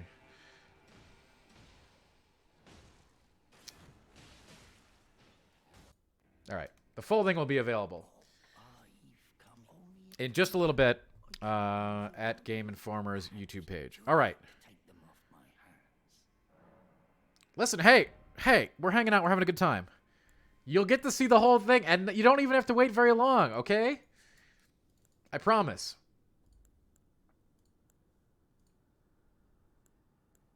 All right. I'm going to get back to this question list here. Okay. Oh, was the opening of the game different? Absolutely. The game starts with a very traditional From Software tutorial before you get to the cave. That was the network test tutorial. You start off with the very, very traditional, hey, you wake up somewhere, you know, mini boss kind of deal that probably kills you. You wake up in the CNT test area. There is, I know everybody had, I'm so glad I can finally talk about this. I know everybody thought that the story trailer was the intro video. It is not. There is an opening cutscene, which is more of a traditional From Software cutscene, highlighting key figures that you may see over the course of the game. Yeah, I wish I had that to share, but I don't. But I can tell you it exists, and it's awesome. So yeah, this is network test, and it's my crappy footage. So this does not reflect the game. I thought that the thing on the bottom would be enough, but how long is the intro? It was pretty long. It was very enjoyable. The specs I was using for the PC, I have no idea because I wasn't actually playing it on my PC. It's complicated, but there are ways to play things remotely during these times, and that is how I played. Was my weapon +3 or higher when I fought Godric? Yes. Yes, it was. I do, Dead Parrot Society. I think that there's going to be a lot of different personalities that people will meet in the opening cutscene. One of them, I'll only talk about one of them to keep things interesting. But one of them was very curious to me, and I didn't get to see him in my play session, and that was the Loathsome Dung Eater. No idea what that is all about, but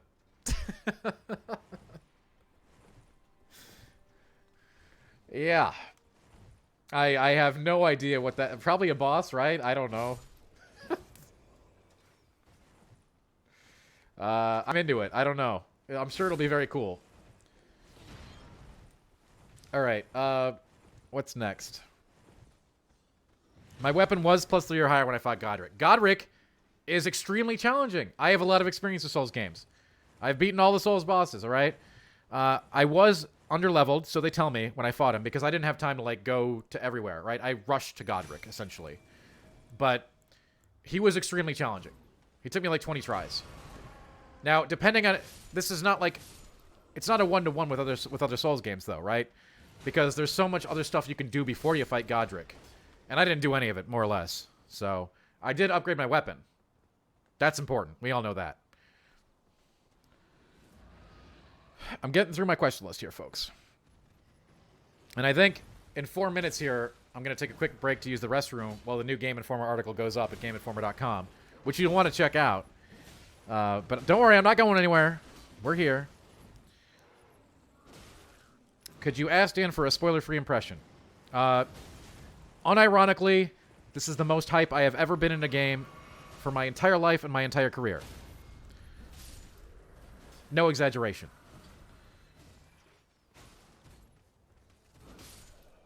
Were the mini dungeons harder than the network test? No. Is he more hyped after playing 10 hours? Yes. Yes. I am otherworldly hype, and I pride myself on not getting hype. And if you know me, you know that's true. If you don't know me, trust me, I don't get hype until after I've played the final game. But in this case, I just cannot control it. It's not possible. After getting to go to that second zone, fight Godric, see what other secrets lie in this world, I can understand people being somewhat cautious about the network test just because of its constricted nature. When the training wheels were off and I could go anywhere and do anything, it was mind-blowing.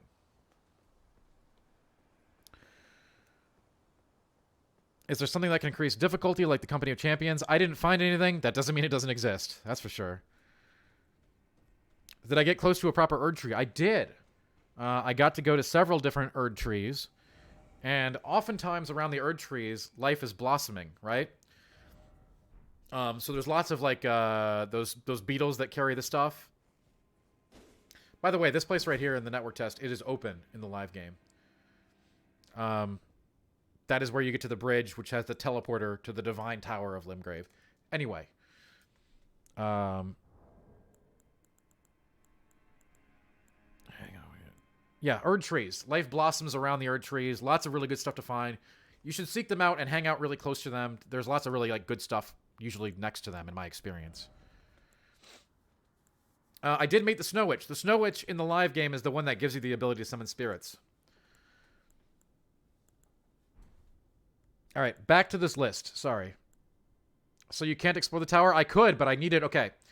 I found a half crescent to explore the tower. I needed one more, and I never found it. It's out there somewhere. Okay. Did I see any flaming giant heads? Did you read the cover story? Yes. Okay, so before I go to the restroom and advise you to go to GameInformer.com to read the story that's going up in 1 minute about something that I wrote about, I will say that I did see a flaming giant head. Listen, questions about the HUD? I have no idea, folks. However, flaming giant heads. I want to talk for 1 second about From Software's amazing environmental storytelling before I take a bathroom break. You get to Raya Lucaria. You're wandering through the shallow waters. You're beset by, like, primates with clubs and lobsters and turtle warriors, and there's balloons flying in the sky, and you probably get chased out of the shallow waters by these creatures. They chase you out into this open field. Very rare in Raya Lucaria's area to have this. Green grass. You're like, what is this? Was this a previously submerged area? And there's a bunch of weird stone goblin heads sitting in the field. Completely motionless, just completely broken down. Time has started to take its toll. Flowers growing out of them and everything. So you're like, what the heck are these? These are like strangely mechanical, right? Like one of them's got a cannon in its mouth almost. Or are they giant fish hooks? You can't really tell, right? And so I'm sitting there wondering this. And then, 10 minutes later, I'm walking up the steps to Raya Lucaria Academy, and I see one of these active goblin heads. This is terrifying. It's an actual like war machine piloted by people with a flame cannon in its mouth and all kinds of other I ran by really quick. This thing was going to murder me. But those are like some ancient magically charged war machines that they use in the nation of Raya Lucaria. Okay. New story just dropped at GameInformer.com. I will be back in just 1 second. Just give me 2 seconds, fam. I'll be right back.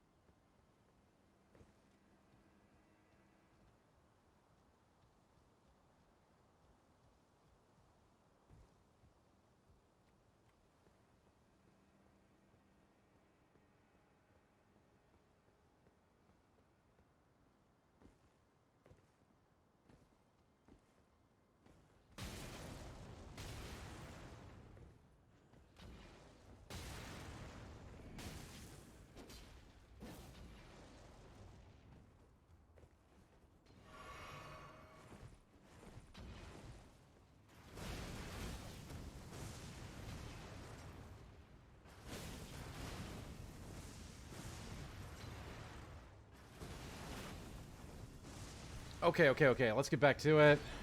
I have returned from Limgrave. I hope everyone's having a fantastic day. We're just going to get right back into the questions. I hope everyone's having a wonderful freaking Friday. Okay, let's see what's next. We have a long list of questions here, and I will do my best to get to all of them. All right. Does one map fragment uncover the whole zone or just part of it? Just part of it. So there will typically be one map fragment associated with each part of a zone.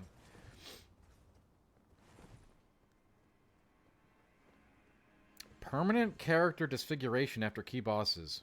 I didn't notice anything like that. That would be pretty cool. What surprised me most about my playthrough? Well, as far as like individual discoveries go, I did talk about one earlier, which I gave a spoiler warning for. So I'm not going to talk about that again, but you can rewind the stream to find it.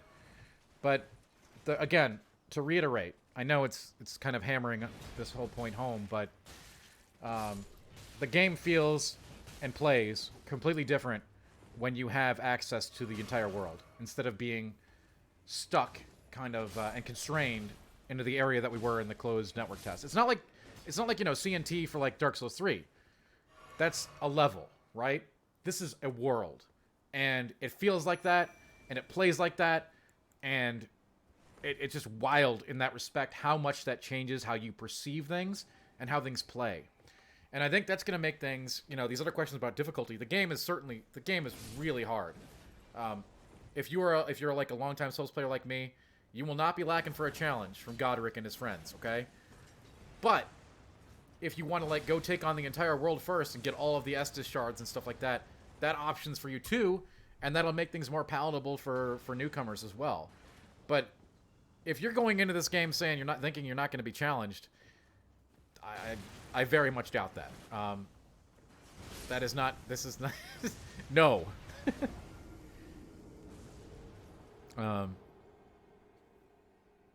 But how you get options to deal with the challenges more so than you do in Souls, where you may be stuck going in one direction. I'm not trying to kill anybody with hype, by the way. This is my real lived experience with this game, and I'm really glad I got to have it. Do I see a lot of replayability? Yeah, and I think we could tell that already from this closed network test that this game will probably be the most replayable of any of From Software's games due to the nature of how they tweak certain things, including, like, you know, putting weapon abilities on different weapons and changing weapon scaling from other scaling, you know, to a different scale. Okay. Being able to change weapon scaling. So I think that alone will make builds much more interesting. All right, let's go look at some more of this great footage from the closed network test. Pathetic, that already came up once. The cinematic trailer is not the intro cinematic. The intro cinematic is different, and it is more along the lines of a traditional From Software opener.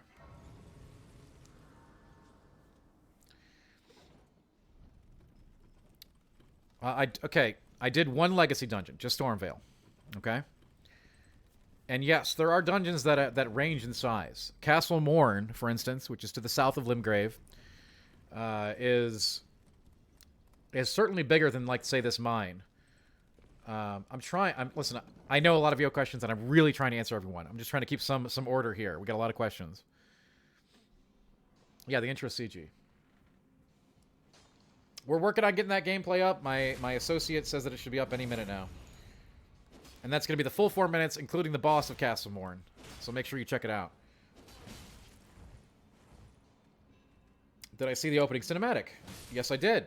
It's very good. And, like, it's very similar in layout and presentation to, like, say, the Dark Souls 3 cinematic, where it's like, here's Aldrich, here's Yorm. But instead, it's the Loathsome Dung Eater and, you know, some other guy. You have not seen it, Quantum, no. It is a different cinematic that is different than the story trailer that you've seen.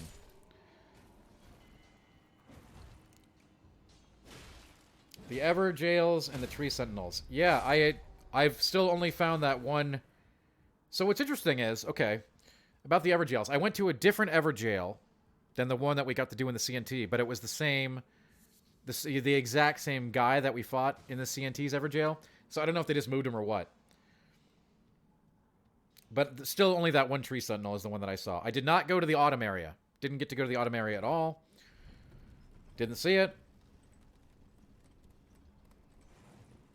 Spoiler-free implications from the story. How can you ask about story spoiler-free? Is that even possible? I mean, I like the question, but... I think it'll be a good yarn.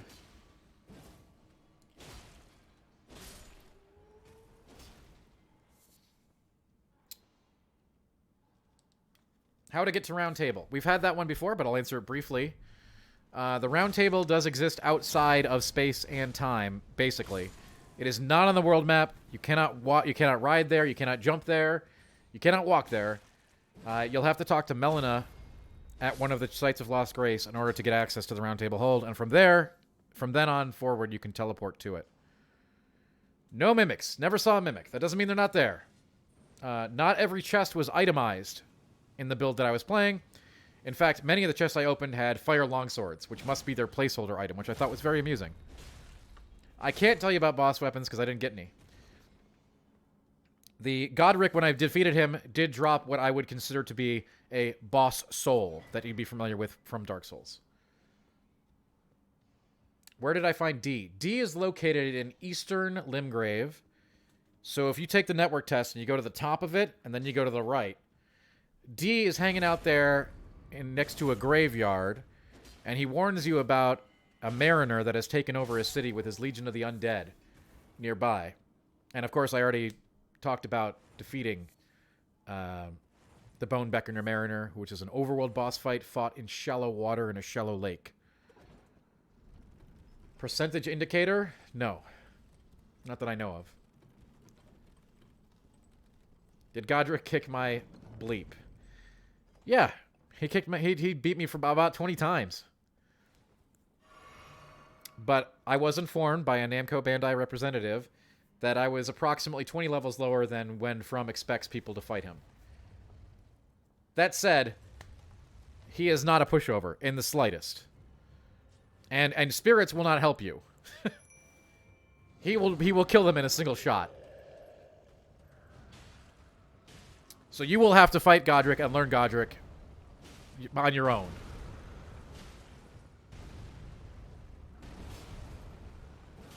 This boss dropped something different in the real game as opposed to the network test. Do you think that Elden Ring will take Bloodborne's throne? Yeah, I do.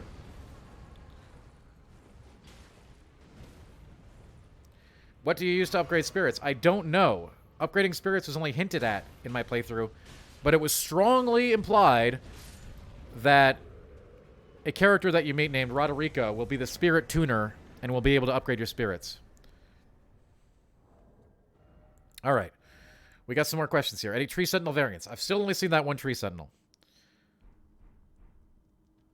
Learning to attack on Torrent is a learning curve. Attacking on horseback does feel alien at first, and it did take some getting used to. Are the spirits as powerful as they were in the closed network test? Not in my experience, no.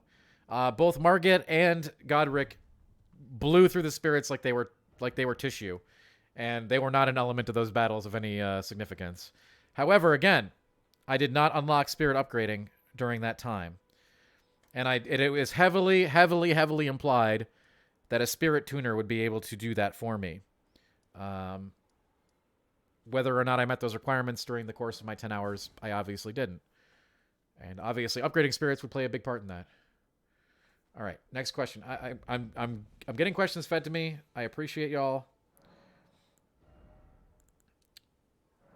I am told that the videos are going live on YouTube right now, by the way, for our exclusive footage. So if you head over to youtube.com/GameInformer, I was just told that they are up. How much of Martin's influence is the storytelling? I think we have some interesting articles at GameInformer.com about that, actually. But yeah, basically, Martin made the characters and the mythos kind of thing before the Shattering happened, and then Miyazaki and From Software turned them into, you know, hideous, horrible bosses. That's basically what he said to me point blank. I've got the interview quotes on the site, or they should be. Maybe that article goes live in 20 minutes. No vid. I am talking to my guy right now at Game Informer. Hang on. We see people saying gameplay is live. Check playlist. Oh my gosh. Is it out? Is it out? There it is. There's the video. Right there. Boom. Go. Naxlo, I'm supposed to be a professional, so I can't put a score on this game in this phase. I can only do that after I've played the final game. But I think that by saying it's my most anticipated game of all time and that it will surpass Bloodborne should suffice. Perhaps you don't need to hear this, but see that no harm comes. How much percentage of the game have I completed? Unknown. We wonder as 10 hours. your solitude. Did I visit the castle behind Stormville? That one I don't know. I don't know if that's Ray Lucaria. If anyone dares harm Hated follower. How much is the map bigger compared to the network test? 10 times bigger? I don't know. I didn't get to see the whole map. just the way we are. I can tell you this. The game is huge. Limgrave is 3 times as big as what we saw. And we only got to see the gate of Stormvale. Not even... Doesn't even come close to the size of that castle. It's a giant maze. I don't know if the intro showed all the demigods, Jacob, because I haven't seen all the demigods.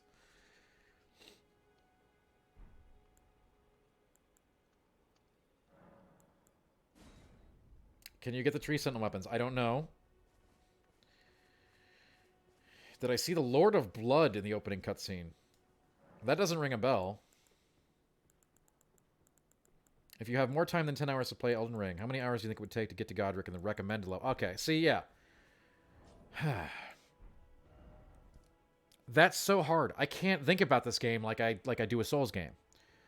Because it's just not the same thing in that respect, right? I could tell you how long it would take me to get to Dancer and beat Dancer in Dark Souls 3, how long it would take me to get to the tree and beat the tree in Dark Souls 3, how long it would take me to beat Abyss Watchers, yada, yada, yada. What if I don't want to fight Godric at first? What if the weapon I want is in Zone 3, and I want to go cross-country, pick up a bunch of Estus flasks, and all that other jazz before I even go into Stormvale or Limgrave? Or maybe I don't go there till last. Who knows?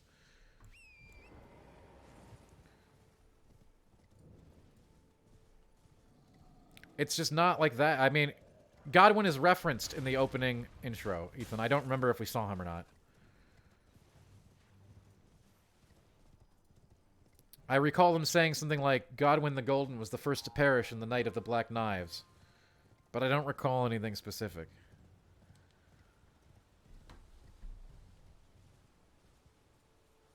Was I impressed? Intensely so.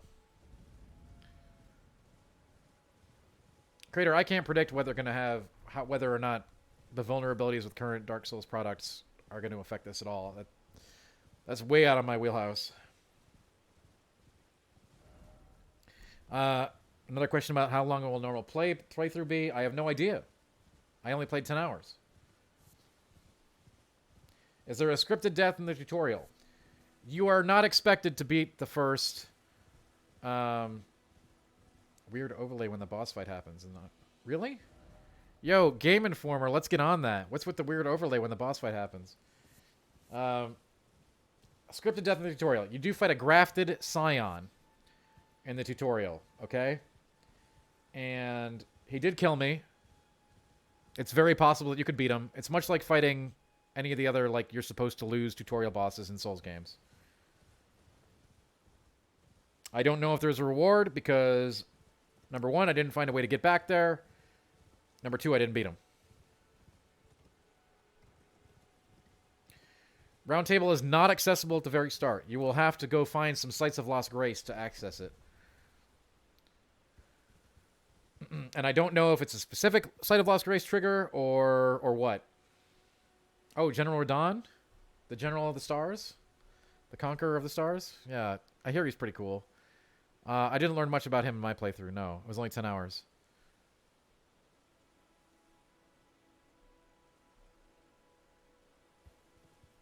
I can't... A lot of questions about the UI. I don't recall any changes. That doesn't mean there weren't any. I honestly did not pay attention to that. I think they were the same, but I don't know. And also, that doesn't mean Final's going to be like that.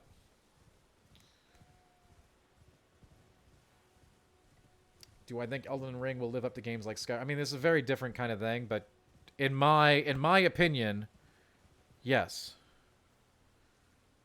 I don't know how many bosses Elden Ring will have. Only From Software can tell you that. Howard, right now you are watching network test footage while we talk about a newer build. This is not actual footage. There's a disclaimer on the bottom of the video there. We will not have any FromSoft video. We were not able to see FromSoft in person for this cover story due to the nature of the current reality. You can check out some new footage from Software on our channel right now. If you want to check out Castle Morn, I think somebody put the link in chat. Hang on, I'll put it there.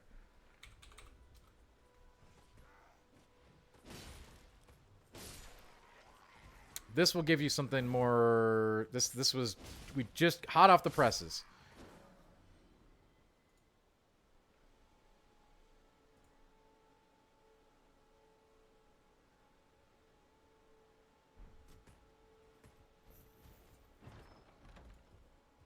Let me... Oh, we got the link there. Cool. All right. Anyway, that's the Castle Morn trip. That's to the south of Limgrave. I did not see anything that indicated that I could change the name of items or change the name of Torrent. Torrent was acquired the same way that we got it in the CNT, correct. Fall damage being inconsistent seemed to remain the same. Yes, I do live in Minnesota. Game Informer is based out of Minnesota.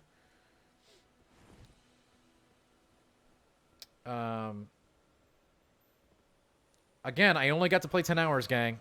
But I thought the weapon variety and armor was pretty good in the first 10 hours.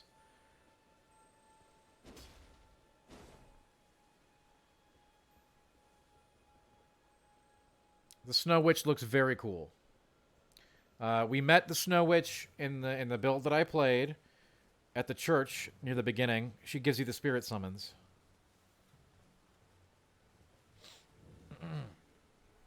Yeah, that is the same, Winley. You'll have to allocate your flasks between health and mana.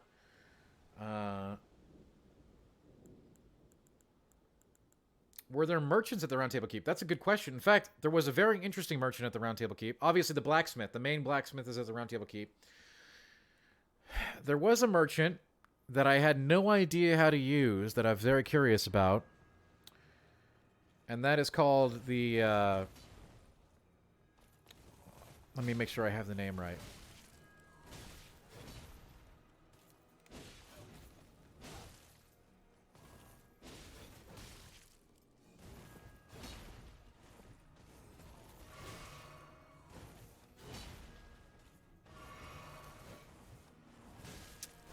The 2 maiden husks are in the Roundtable Hub, and they asked me to turn in bell bearings. Didn't find any bell bearings. Very curious.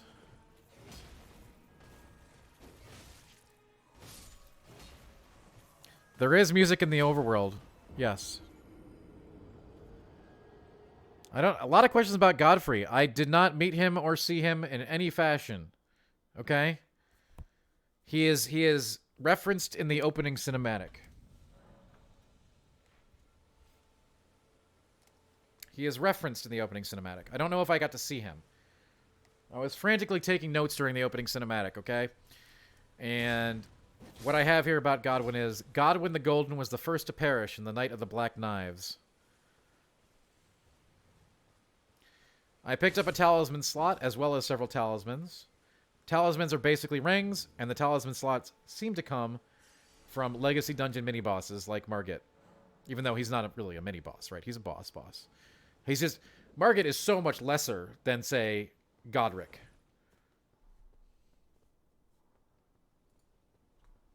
Like, Margit is easy mode. Extremely easy mode. He is nothing compared to Godric. Godric is actually quite challenging. But that is going to be very dependent, right? Everything is dependent on this game, it being open world.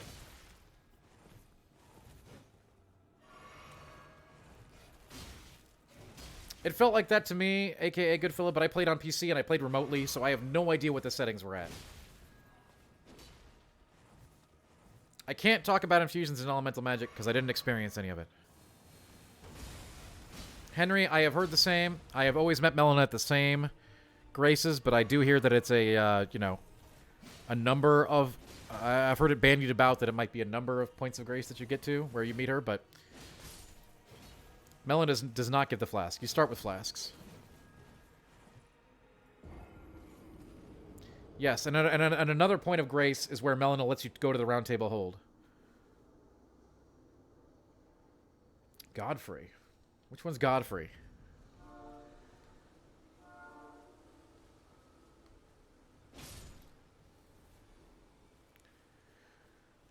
Patches is in. Alright? Yes. Time of day did not seem to have a significant influence on many factors to me, but again, I did not have time to extensively explore this. I can only say it so many times, but 10 hours is not a lot of time with this game. I was frantically trying to get to new areas and see new things. No Pratable, I definitely did not use a shield.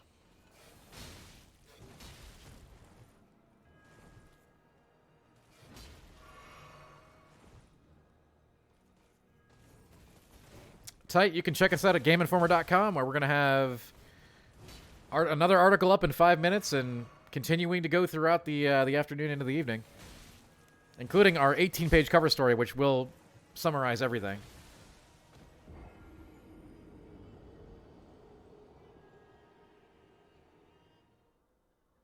There are a lot of questions here that I haven't answered because there are no's. Like the wolf guy from the trailer, I don't know who that is. Who?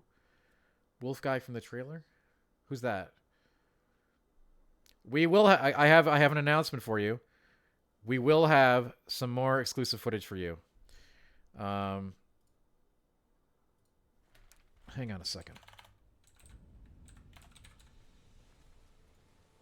In fact, I'm gonna go pass it along to the team right now.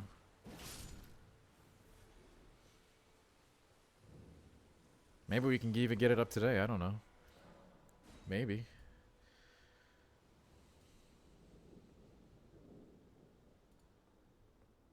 What do we got here? Ooh. Oh, this looks cool. Oh, you're going to love this. I remember this location. So our next exclusive video is from the realm that Rhea Lucaria is in. Okay, I'm going to send this along to the team right now and have them work it up. I mean, I just got it, fam, all right? Like, as I'm streaming right now. I don't know how this is a tease. Have we not provided everything we said we were going to provide?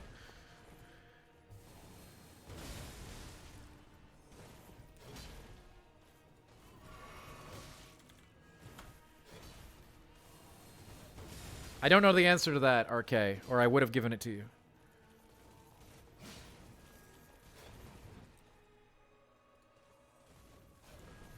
Okay. I have another list of questions here. Do the bigger non-legacy dungeons have interconnected shortcuts? I only got to do... The only one that I would say that classified that was like that was Castle Morn. Which, again, is the one that's in the video. Was the health of the bosses found inside dungeons tweaked to be larger? No, I don't think so. But Margit felt harder, and Godric is on a whole nother level. If you expect to just go in and like just stomp Godric, it isn't gonna happen. I mean, you're meant to like go around and level up and explore and get tools and get bigger and explore the world. I kind of had to like push pretty hard to fight him early due to my time requirements, but he's no joke.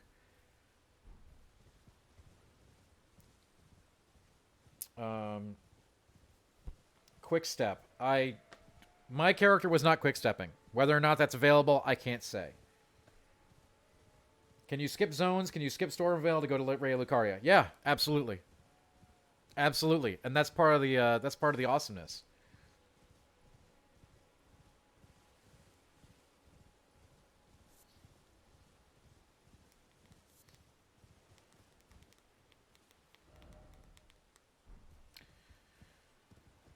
Okay.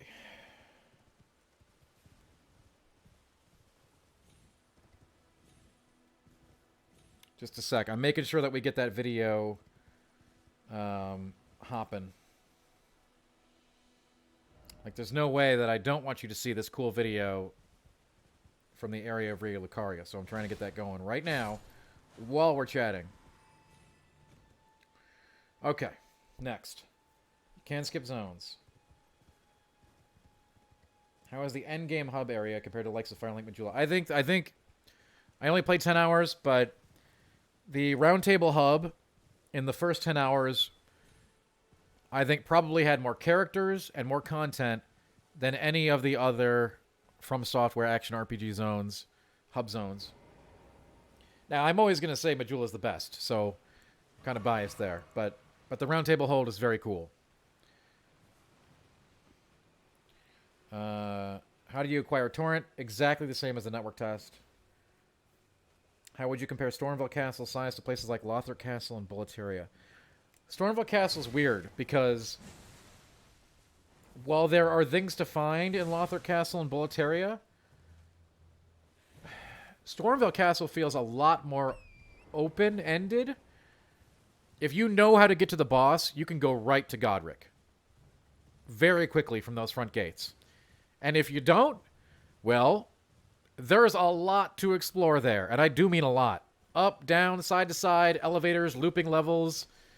The whole works. The standard, From Software dungeon design in full effect, plus the added vertical exploration space provided by the jump.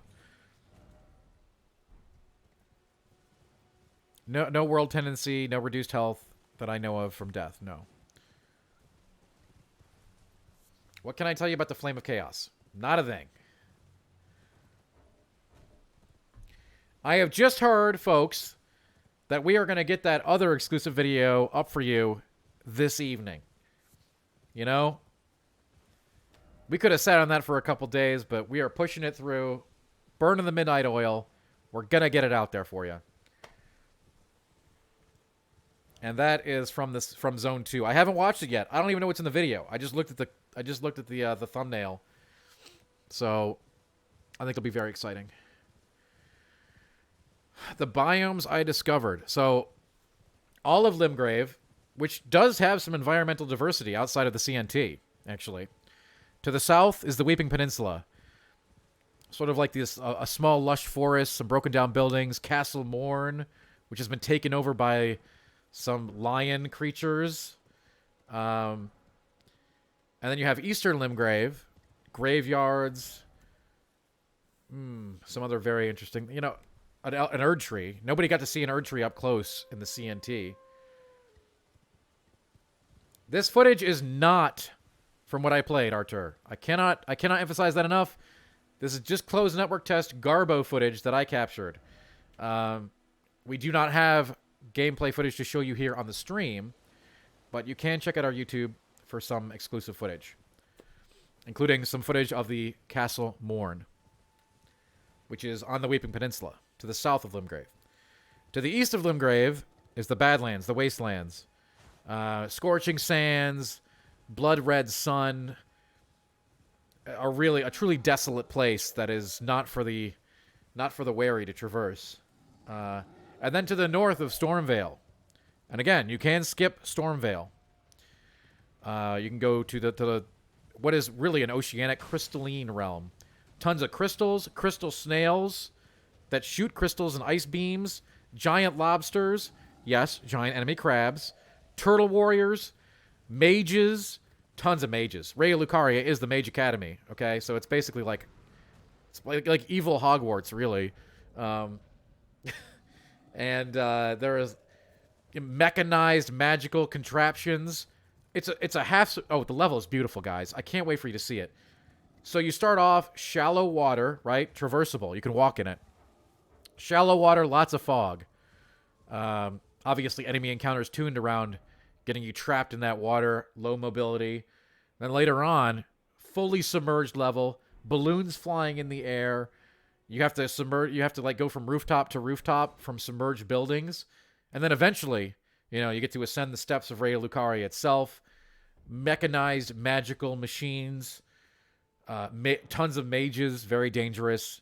Academies strewn about, different various libraries and magical texts and everything everywhere, and you go up the steps to this very impressive site. God, it's beautiful. I hope we get to see it up close in this other video. We might not, though, but Ray Lucaria is beautiful. Setting up a campsite with a tent? Doubt it. The Dung Eater. The Loathsome Dung Eater. You get like a blink of him, of the Loathsome Dung Eater in the opening cinematic, but outside of that, no.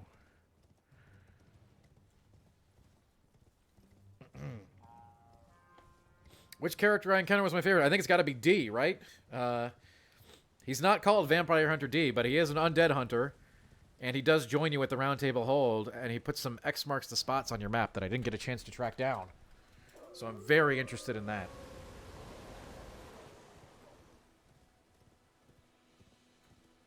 His name is D. Just D. No double E, just D. Weight capacity on your equipped items, absolutely. Just like every other From Software action RPG, there are consequences for wearing super heavy armor. Alright, questions coming in. Did I find Melania, the red-haired Valkyrie? Not a sign of her in my 10 hours of the game. During boss fights or enemy encounters, did I have to use a jump button? Jump button is great. Do I have to use it? No. It is really, really, really valuable. The boss attacks, in my experience, inflict a lot more damage and stagger. The enemies have a hidden posture bar in this game that eventually fills up. That you can use to get a, for lack of a better term, like a Bloodborne visceral on them. Is Godric's boss name Godric the Golden or Godric the Grafted? It is Godric the Grafted on his boss bar. Did I find any cool weapons? I used a giant troll hammer in my run from the troll in Limgrave Mines, which again was changed. He didn't drop that in the CNT, but he does drop that in the version I played.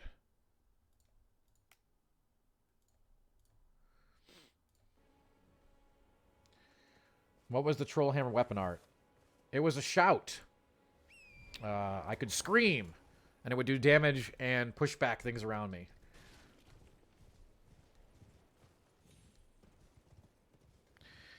Again, this one has been asked a lot. Absolutely no sign that you can change Torrent's appearance or customization, but again, I only had 10 hours of the game.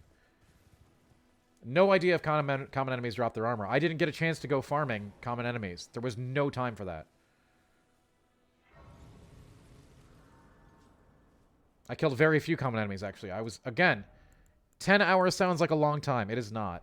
I was from task to task the entire time. Did Godric have 2 phases? He certainly did. Godric busts out the dragon arm that you've seen in all the trailers during phase 2, and he gets a completely different moveset.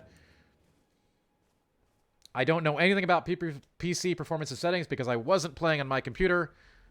Basically, I got to play the game remotely through some technology on someone else's computer.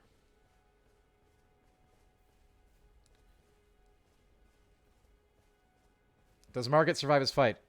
We don't know. It sure looks like he dies. His fight was very similar to the CNT.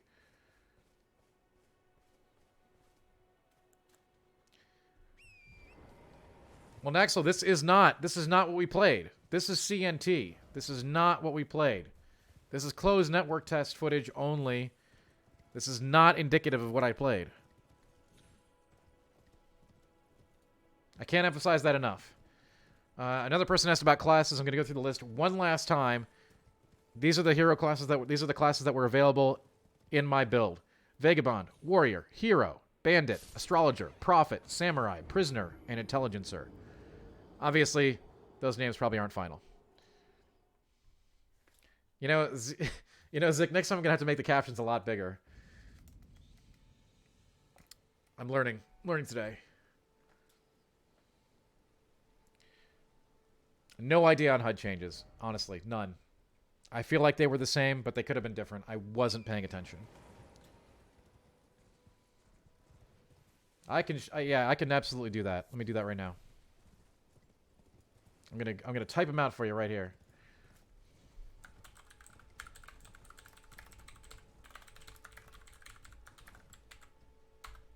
Now, those could clearly change, folks, by the way. And they probably already have, knowing how much they change things over there.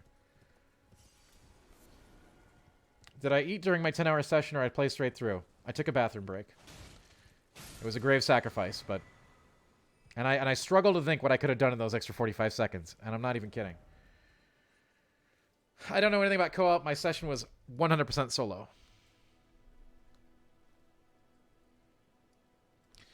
I know. It was bad of me to do so, but the rest of the 10 hours was completely played straight through.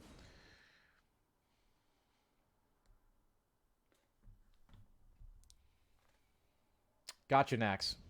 What is the Roundtable Hub lore-wise? It's out of space. It's not in the world that you're in. The cover article actually has been live today. It's an 18-page cover story which has tons of information in it. And I highly recommend you check us out at GameInformer.com and YouTube.com/GameInformer. And of course, right here on Twitch.tv. Was the leveling slower than the network test? No. Was I able to fully explore Limgrave? Yes. And it is very big. Very, very big. Ultra great swords. Maybe, I don't know. Once I got my club, I was kind of head down and trying to beat Godric and get through Stormville. And get to Rhea Lucaria.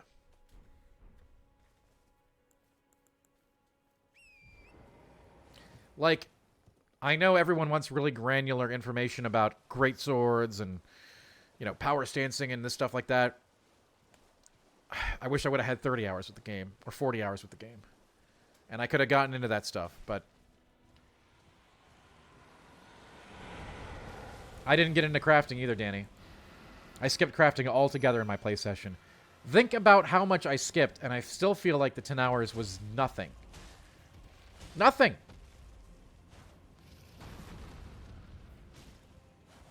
They had to drag me away from the demo.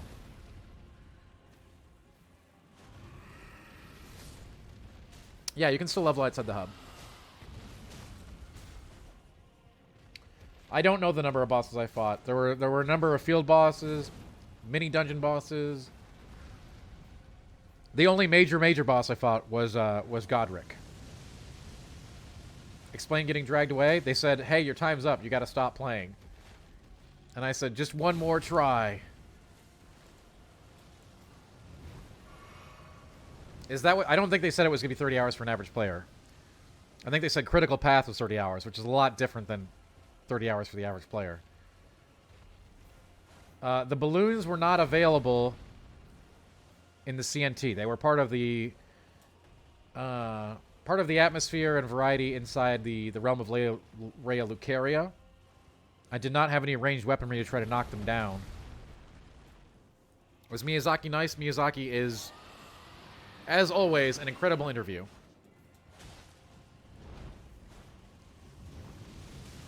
And yes, he's very nice. Ultra Snaky, when I got to the spoiler area mentioned earlier, did I mean someone from told me to leave? Or an NPC told me... If we're being completely technical here, someone from Bandai Namco told me to leave.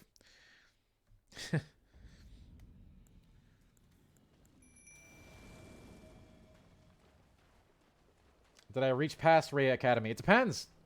That's only one direction. Remember, to the east is the Wastelands. I could not get into Mage Academy. I have no idea about any photo modes.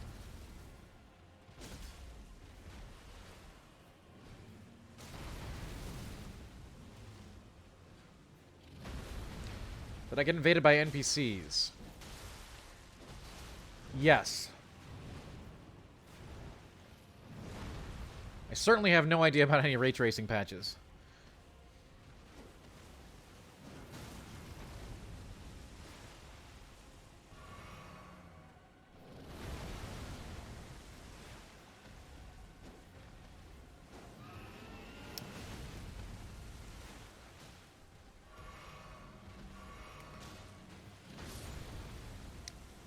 Oh, there were so many favorite gameplay moments. One of which I talked about earlier, and I don't want to talk about again because it was spoilery, and I'm trying to be cognizant about that.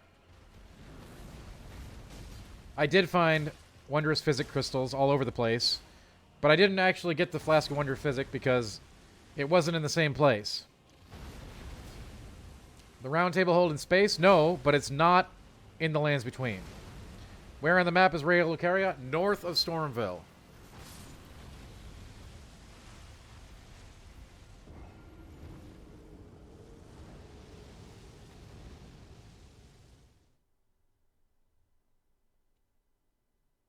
How different are the invincibility... I mean, Paris, I'd love to answer that question about how different the invincibility frames are in the role compared to DS3, but that is just not something I can figure out in 10 hours. I'm not that good.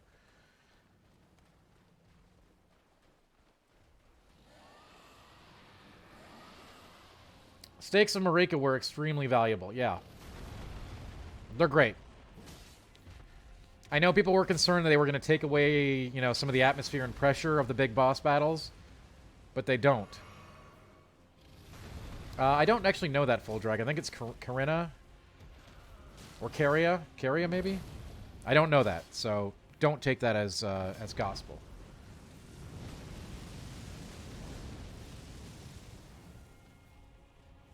Did the jump feel valuable in combat? Absolutely, extremely valuable. I did not have a chance to play Magic. Think about this, folks. I had 10 hours and I didn't get to do all this stuff. It's wild. Was there a run back to Godric? Godric's bonfire is right next to him, so no. No stake of Marika, but there's a bonfire right next to him. I'm sorry, not a bonfire. A site of lost grace.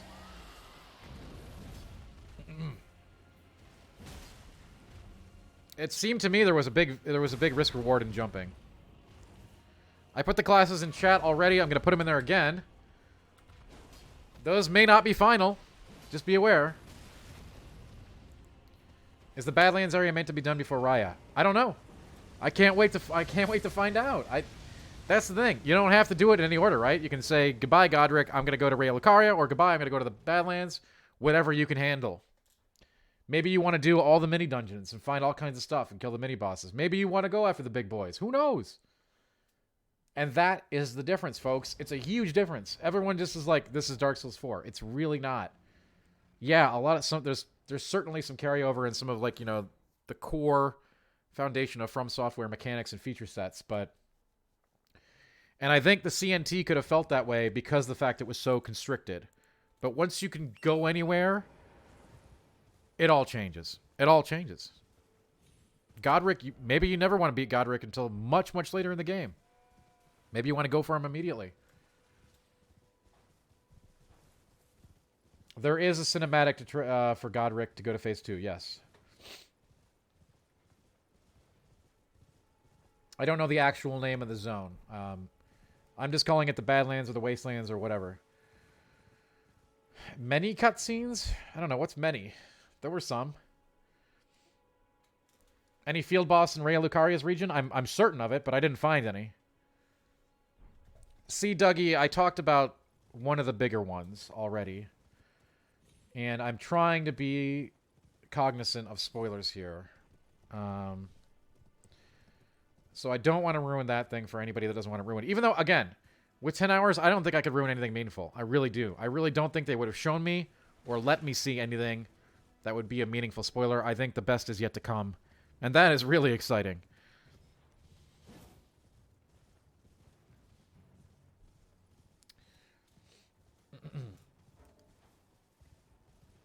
Is Godric dead after you kill him? He's very dead. In fact, the gatekeeper from earlier in the dungeon shows up and starts stomping on his head and talking smack. It's pretty interesting. Does the game feel like a typical RPG? No. It feels magical. This is without a doubt one of the best experiences I've ever had in games. And I'm really looking forward to playing the full game. Fog walls are still in the game and are definitely a part of things. I can't talk about PC specs, PC versions, PC settings, any of that stuff because I was playing the game remotely. I have no idea what the specs of the PC I was on are.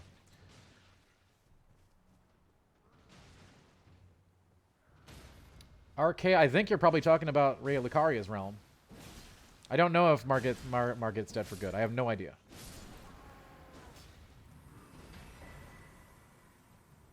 What weapon was I using? I was using the giant troll hammer. So, all strength. I didn't really get a chance to, like, level up, so to speak. I was really quite rushing with 10 hours, but it was a strength, big, you know, big smashy build. I don't know how long it'll take an average player to complete the game. I didn't complete the game. What is the name of the boss that appeared in the video? The name of that boss is the Leonine Half-Breed.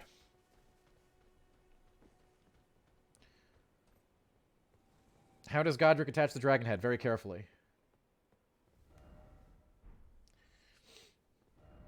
I would say the Leonine Half-Breed was one of the coolest bosses I fought, but Godric was the pinnacle for sure.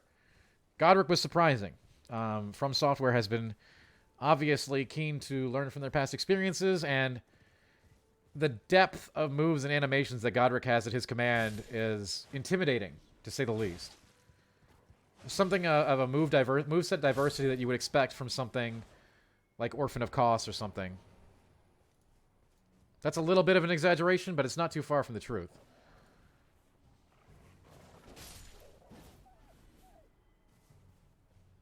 Does Godric talk a lot during the fight? He talks a little. What class did I start with? Hero. Which is similar to... what? Like, you know, the axe-wielding barbarian type. Since I knew I was going strength.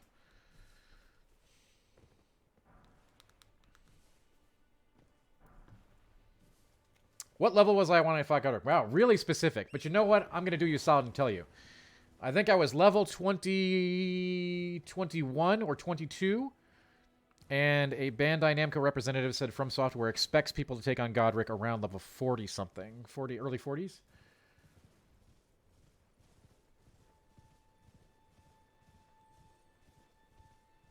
I don't know that... Again, I wish I could have sat there on the opening screen with all the classes and just written down everybody's stats, opening kit, and, you know, everything.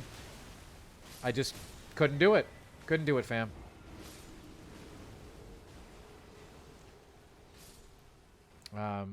These are all things that again, 10 hours to this, for this game is nothing. Is nothing.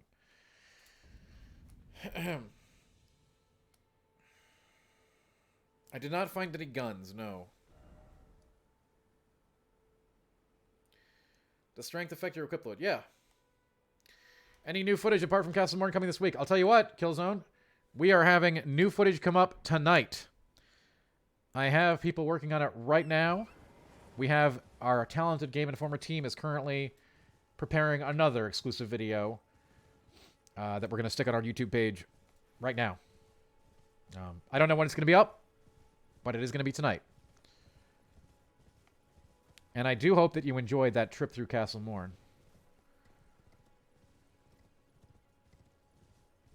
Thank you, Easy. What phase of Godric was the hardest one? Ironically, I think his first phase was harder than his second phase. Once I got the hang of it, he can kill you much easier in phase 2. But I found a better window of opportunity during his phase 2 moveset that let me get in some more hits. He has very few openings for an early From Software boss. Side missions were actually a little bit more involved than typical Souls games. For instance, in Limgrave, I met a guy called Kenneth Height, and his fort had been taken over by ruffians.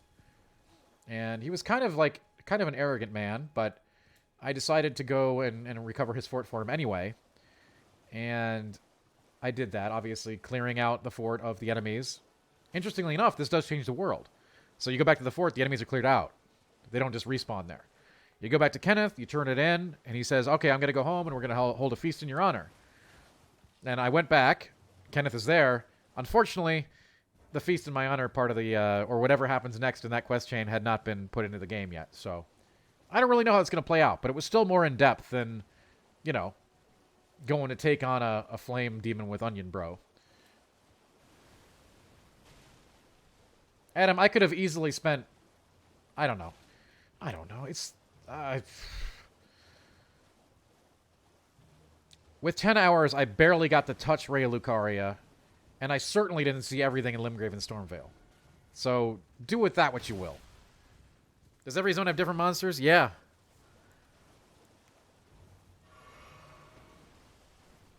I don't know what that means, Yoli, or I'd answer it. I don't know what a real finger maiden at the round... you mean that Melina is a fake finger maiden and there's a real one at the Roundtable Hall? No. Not that I know of. That could change. But as far as I know, Melina is your finger maiden, at least in my first 10 hours.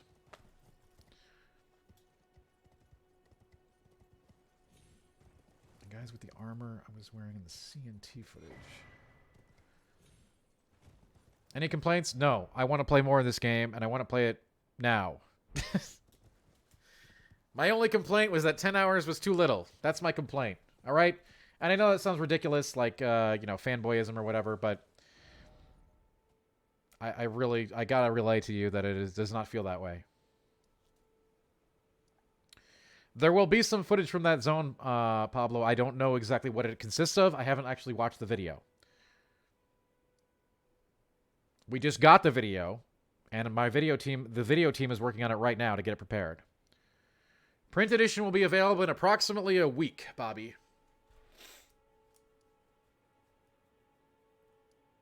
Digital edition is available now.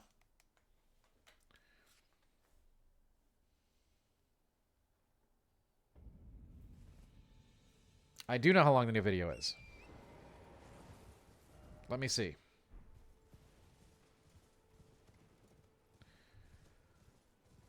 I have no idea about review copies or anything like that.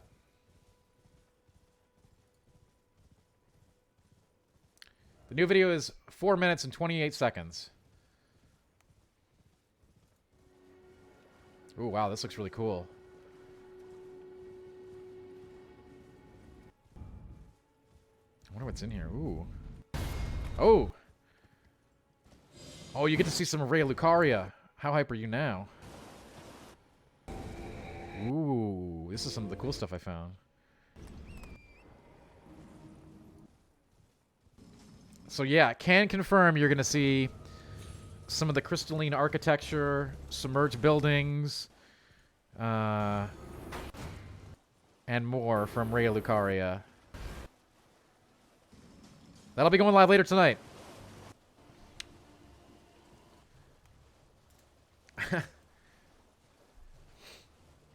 Hey, we gotta get it up. We have to get it up on the channel, okay? That'll be going up tonight. You know, Black Chamber, I really don't know what... There's a lot of mini-bosses. The only boss that was relevant... Again, the only boss that was really of big import was Godric. But it was really cool to see other field bosses, like, and how they apply to different environments. Like the Bone Beckoner Mariners fought completely on water. The Badlands was the area I got to spend very little time in, Casanova. It was basically on the periphery, always sort of teasing me and taunting me to go into. But with my goal in mind to make it to Ray Lucaria and explore it, I just didn't have time to really get in there, especially with the other place that I went. Yeah.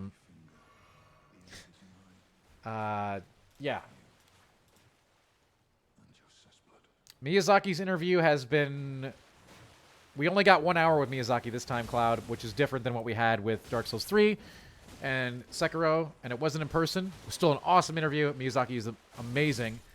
And it's being, portions of that interview have been put into different articles that are live on GameInformer.com right now, and will be going live over the course of the next few hours. I did find Potboy Alexander. Yeah, he's really cool. This stream and the questions will be up on the Game Informer YouTube channel tomorrow. I have word from the video team that we are going to export it. So if you missed something, or you missed a question, or you wanted to hear me repeat my answer for the 50th time on a certain question, you can hear it again tomorrow. Can I say more on the opening cinematic? What do you want me to say about it? Well, I review the game. It is likely.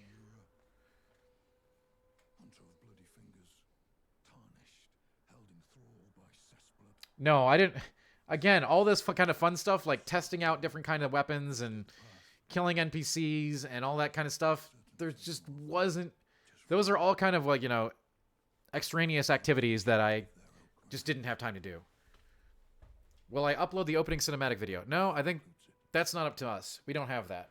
We do have some exclusive Rayo Lucaria footage going live later tonight. One last word of warning. Stay clear of Agil Lake. I mean, I can't call it Game of the Year. I played 10 hours. And, you know, I have to really balance, you know, my professional life as a critic against being completely swept away by this 10 hours. So I can't score it until I've played the complete game. Be on your way. Perhaps we won't. The storytelling is not as direct as... It depends. It depends. I don't know how far... It was pretty... There's a lot going on in this game. There's a lot... Yeah, you know what? Hey, Nalo, that's right. I give it the best 10 hours of the year. Right now. Alright? How about that? Naxlo, it was the most current build that I played. Certainly it will not be the final version. That is how these things go in terms of playing early builds.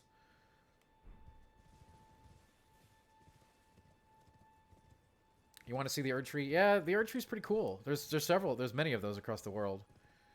Rayo Lucaria did not like Bloodborne-esque. No, it looked more like Irithyll Valley. But very different. Just the main building. The main magical academy of Rayo Lucaria kind of looked like Central Irithyll. But the areas surrounding it are very different. A lot of like low fogs, brilliant blues, bold blues, crystal architecture, submerged buildings, magically charged war machines, mages, magic. Every biome in this game very clearly has its own a very clear aesthetic and theme, and very different than Limgrave. And being able to see that and experience that and explore that alongside the other areas of the game that we saw really speaks to the breadth and depth of how different zones are going to feel. And especially, I think, speaks to the audience that is like, okay, well, I don't like the CNT because the whole game's going to be this. It is very much not. Bobby, I had no physical barriers impeding my progress like these, but I did have someone watching me the entire time I played that would reel me in from going to places that I shouldn't be, if you know what I mean.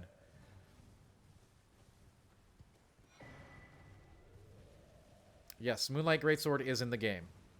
100%. The dungeons were great and far more diverse than what they were in the CNT. Again, Castle Morn, which you can find exclusive video at GameInformer.com and GameInformer.com's YouTube channel. We just posted 4.5 minutes of exclusive Castle Morn exploration and final boss. That is a dungeon of... I mean, yes, Cosmos. That is a really good look at a more mid-sized small dungeon. So, like, it's still not a legacy dungeon, which is just gigantic and twisting, looping, all those things that everybody loves about Souls, right? Like elevators that you unlock and go up and down and side to side and jumping around and all that stuff. Like, jumping adds a whole new element to exploration in the big dungeons. Days, I'm going to sound like a silly fanboy here, but yeah, my only gripe is that I didn't get to play more than 10 hours, okay?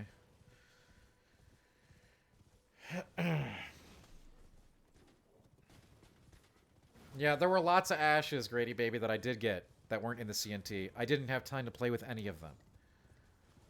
Do I think they're hiding something big? 100%. Absolutely. That's what they always do.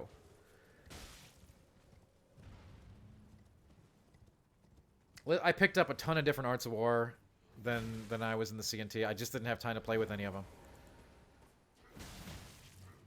Every minute I was spending in my inventory reading item descriptions was just like, it was just a clock ticking on me. I can't speak to load times. I was playing on PC remotely. So I didn't have any load times to speak of. What level was I at the end of 10 hours? You know what? I don't know. But I wasn't focusing on leveling, so let's just call it the level that a lot of me was just running around the world on horseback trying to go to places that I couldn't get to in the CNT. I was not leveling up. And I beat Godric at like, what, 20, 21, or 22? So let's just call it 21 or 22 plus Godric's souls. I'm sorry, runes. So let's just 25, 26 maybe? But I wasn't leveling at all. Like, so much to the fact that, like, you know, it was noted by the person who was watching me play, like, you know, you're gonna level up at all? I'm like, no, I just gotta go to all these places I couldn't go before. Godric took me about 20 attempts, I would say, give or take. And he's very challenging for an early game boss. But again, you don't have to fight him early game. You can fight him whenever you want. Which is, again, a new concept to From Software's suite.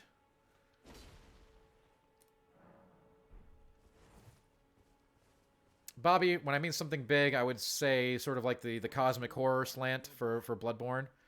I don't think anybody saw that coming. I think this game, while it will not have necessarily have a cosmic horror angle, I do not expect that anybody has things figured out just yet. Did the game feel dense and filled with content? Absolutely. I felt I was woefully unprepared with just 10 hours. To explore Limgrave and Raya Lucaria, I would 40, 50 hours maybe? I know. You're going to bring back the thing that says, like, you know, you can beat it in 30 hours. Yeah, okay, well. I don't know the names of all the 6 demigods.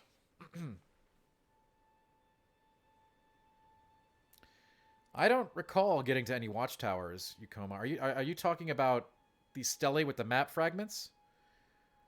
There are these stone structures you find that have map fragments in them, and when you get a map fragment, it will alert you to the surrounding zone's topography. I did find plenty of those. You can skip Stormville, and you can go to Raya Lucaria first. Did I see the snowy area? No. Did I see an area on fire? I saw the desert wastelands. Is there any way to order a physical edition of the magazine from the EU? I have no idea. Game Informer customer service would be able to help you out with that.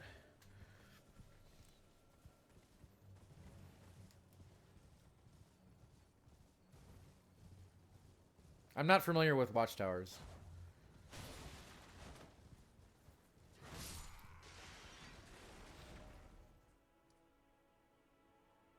I didn't go... Okay, so I did go to the island in Limgrave on the CNT, but I didn't have time to go there in the build I played, so... I didn't bother killing the dragon. I didn't bother going to do the dragon covenant thing on the island. That would have just taken a bunch more time I didn't have. There's no quest log. New video. So, question about new video. There is a new video, a new exclusive video on our YouTube page right now. YouTube.com/GameInformer. You can check out 5 minutes of exclusive new footage from Castle Morn, which is a mini dungeon in southern Limgrave on the Weeping Peninsula. And we will have another video going live later tonight from the zone with Raya Lucaria in it, the ocean zone that I've been hyping up. You're going to love it. That will also be going live on our YouTube channel. Did I become close friends with Miyazaki? I wish. But he is a great interview, and always has been.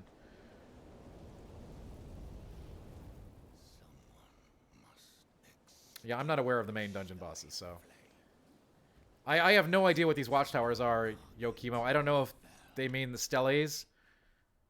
I don't think I found any watchtowers, so to speak. Miyazaki is just an absolutely chill and sweet interview. Check out GameInformer.com for some of the awesome quotes I got for him about this game and making this game. Like his thoughts on Poison Swamps and working with George R.R. Martin and all that fun stuff. How was the transition betwixt biomes? Organic. Really good. It's just like, it feels natural. But when you do go into one of those new zones, you really do feel like you're in a new world. I was really impressed with that.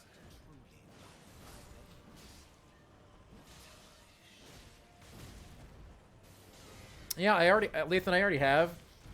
But real quick, like the Bone Beckoner Mariner was a new open field boss I got to fight, who you fight in water.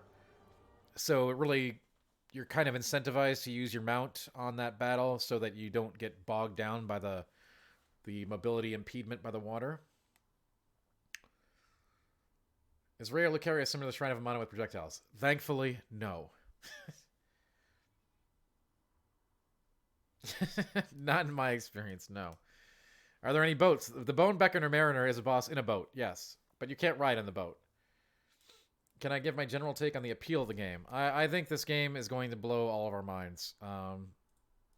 That's the truth of it. I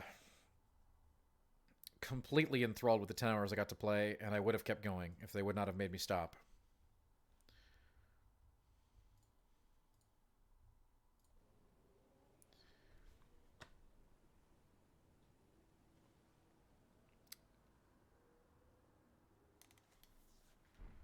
New types of weapons. I mean, I found a weapon that I liked early, and I started upgrading it, and I had to try to get past Godric with it, so I didn't get to test out a bunch of new weapons. How big was Castle Morn? Like 2 times the size, or maybe 3 times the size of the mines. So it was much bigger than like the little tiny dungeons, but certainly not as big as a legacy dungeon. Way smaller. But it felt like it had a lot more to it.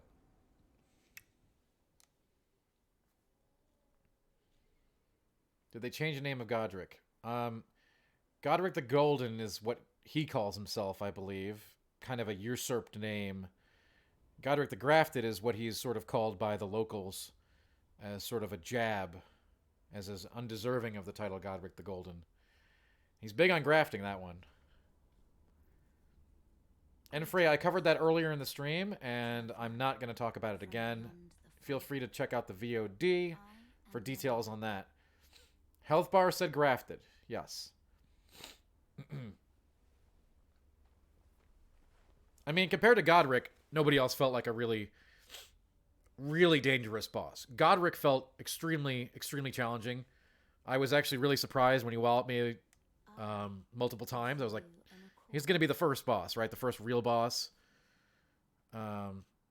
Yes, I did fight Margit, and he gave me a Talisman slot for beating him, which was different than the CNT. Talisman slots are basically rings. Ring slots. All right. We're going to go for like 20 more minutes. I'm losing my voice here.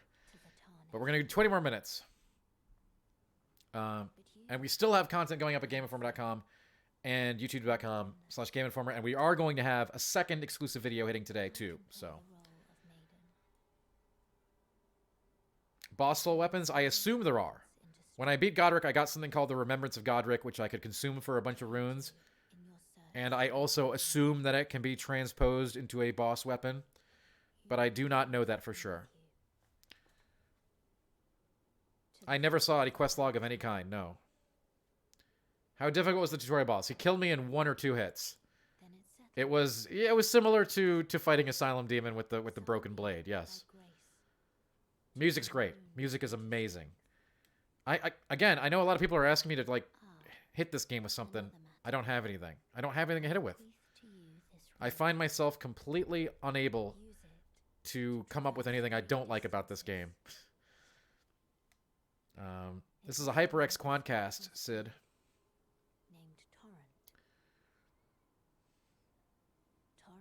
I didn't sever any tails or body parts, no.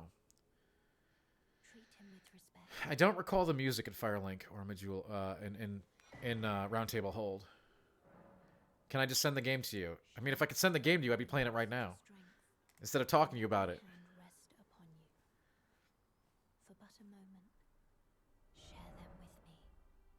There are enemies that you can only fight at night, and I did not... Okay, Elden Ring news. Another thing that I just... If you've got 10 hours to play through this game and try to see as much as you can, you're not going to be sitting there trying to change the time of day and going to every area. There's just no time. I know. And you're like, you got 10 hours. I'm like, yeah. 10 hours is like nothing.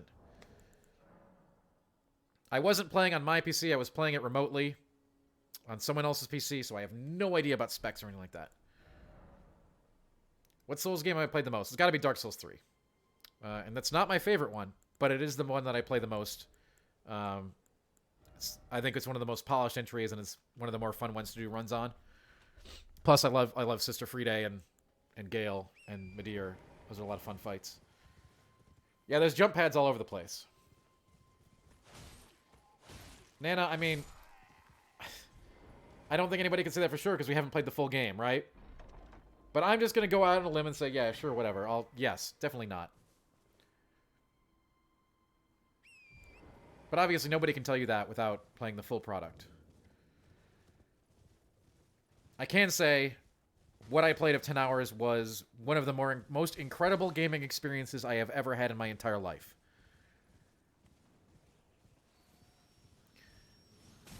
that I didn't only Godric was the only demigod I got to fight. Did I see the Legacy Dungeon? I saw the exterior of the Legacy Dungeon in I saw Raya Lucaria. I did not see the dungeon in the Desert Realm. I did not see the Purple Gray King. Oh, that one. It was beautiful. I'll tell you that. Really quite enchanting. Serene, almost.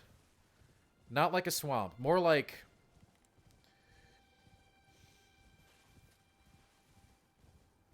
meteoric and channeling sort of like an Aurora Borealis night sky vibe.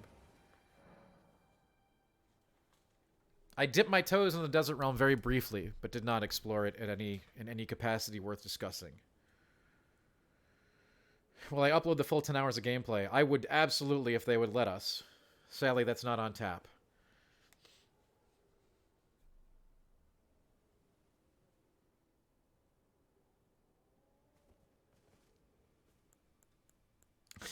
Exactly. Yeah, I did not get to record it. That's very true. Samuel, I talked a little bit about that earlier in the stream, and I consider that discussion to be very spoilery, so if you want, you can rewind the stream or check it out, the VOD, later. I did talk about that aspect of the game, but I do not want to talk about it again. Because some people might not want to hear about it.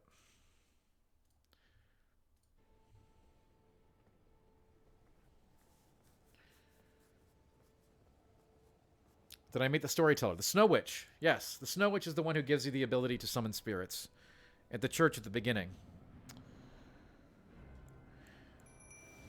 Yes, the giant flaming heads. I did see them. They're outside of Raya Lucaria. I did not meet the red-haired Valkyrie. I am not playing here, Lunatic. This is not the footage that I played for the 10 hours.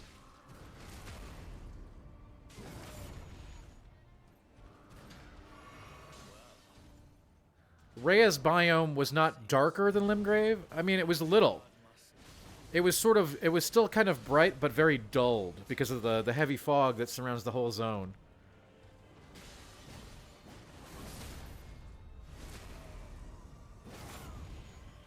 There is a samurai starting class when I started up the game, yes. That does not mean any of those names for those classes are final. I do not know about that, Oberhoff, at all.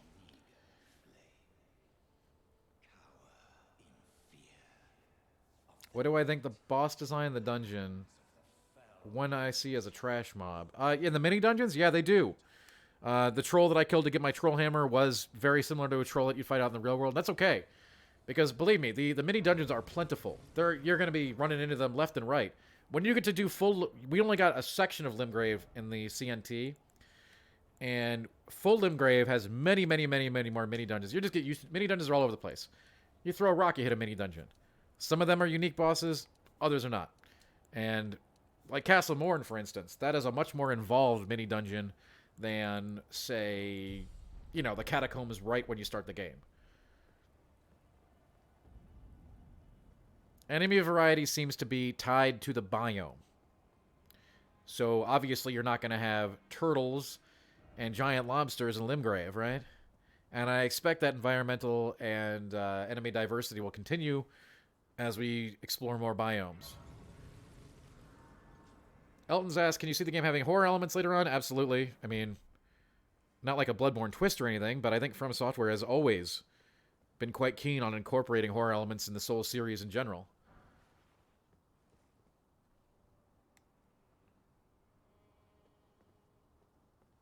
What emotion did the game overall give me? Right, not like hype. I think, and this was very interesting, like going from Limgrave to Raya Lucaria,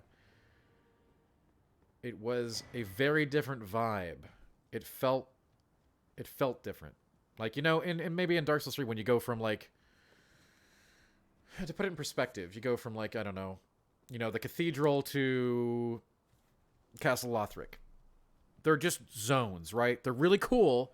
They're atmospheric, but they're zones. And these feel like that extrapolated to 11. Like, I can tell when I'm in Limgrave. I can tell when I'm in Raya Lucaria. These are areas that have extreme identity, separate from everything else. Yeah, you could definitely level up to get an advantage, and that's advised. I do not know what percent of the map I was able to see. No. But I will say that, you know, Limgrave is approximately 3x as big as we played in the network test. You're tarnished, aren't you? Castle Morn is not the only footage. So as we will have some extremely hot Raya Lucaria footage coming your way this evening. The team is working on getting it uploaded right now. The guards don't know about it. You breached the castle undetected. Would an 80-year-old be able to beat Godric? I don't see why not. Is the 80-year-old motivated? Because that's all, you know. Just the kind of tarnish Is the 80-year-old willing to go back and fight him a few times? Or level up? success. Or explore the world to get bigger? Then yes. Use that opening to breach the castle. Will I get another playtest? You know what? At this point, I don't even want another playtest. I just want the game. You'll slip right inside undetected. Yeah, the kingdom with Raya Lucaria, it does have a name, but I don't recall it offhand, so I don't want to say it out of turn. The Academy is definitely Raya Lucaria. You will see Raya Lucaria in the video, I believe. We have 4 minutes and 28 seconds of new hot footage from that second zone to share with you this evening. And I don't think I'll be live at that point here on this channel, but we'll have it up on our YouTube, so look forward to it. I don't have any idea about online. Everything I played in my 10 hours was solo.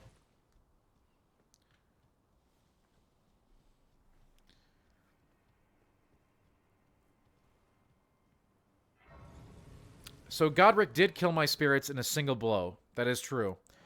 He did not care about them. However, it is important to state, it was heavily implied that spirits would be upgradable from a spirit tuner character I met called Rodrika, who joins us at the Roundtable Hold. I did not see any NPC summon signs, no. I didn't play with magic. I played a melee build. There was no time to test all these many different things that we all want to test. Physical copies of the new Game Informer issue should start arriving in approximately about a week. Sniper range summons, just the ones you saw in the CNT. The same mage guy that was in the CNT. The jellyfish also is kind of a sniper that poisons the enemy. Summons are valuable, but they probably will need to be upgraded to be viable in any boss combat of like Godric's nature. Like Godric laughed at my summons. He absolutely just it's so funny. Like I was like, okay, here we go. These were really strong in the CNT, and I summoned some wolves. He just whacks them and they're all dead. That's it. No more summons. Like I said, he was a good fight. A good fight to learn, good fight to master, many different abilities. Grafted Scion is the mini boss at the tutorial boss. And Leonine Halfbreed is the boss of Castle Morn. Don't know if he was a foe or a great foe. I don't think I'm supposed to share the name of the Snow Witch at this point.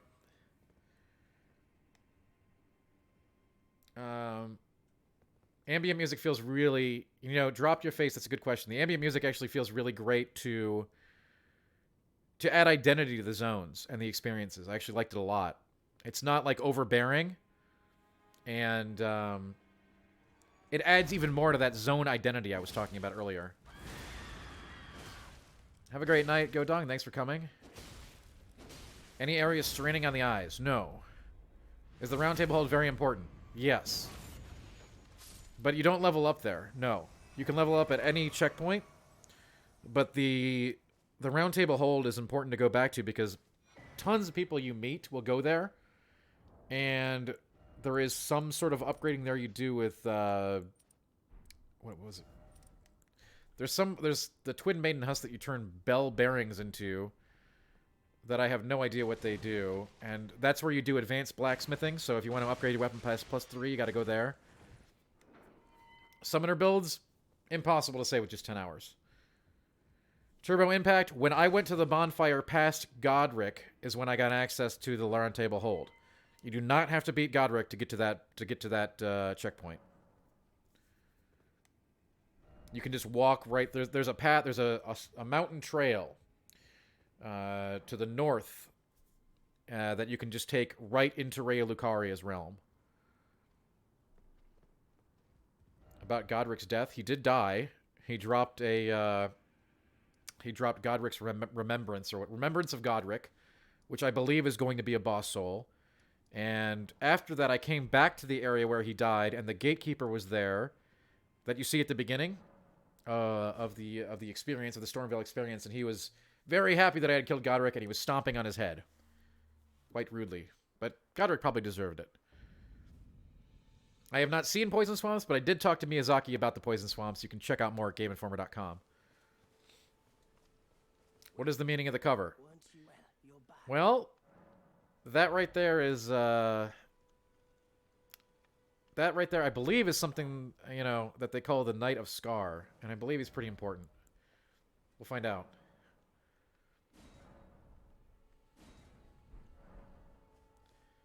Is there going to be any more footage after the Raya Lucaria win? Hey, you'll have to wait and see. Honestly, I don't know.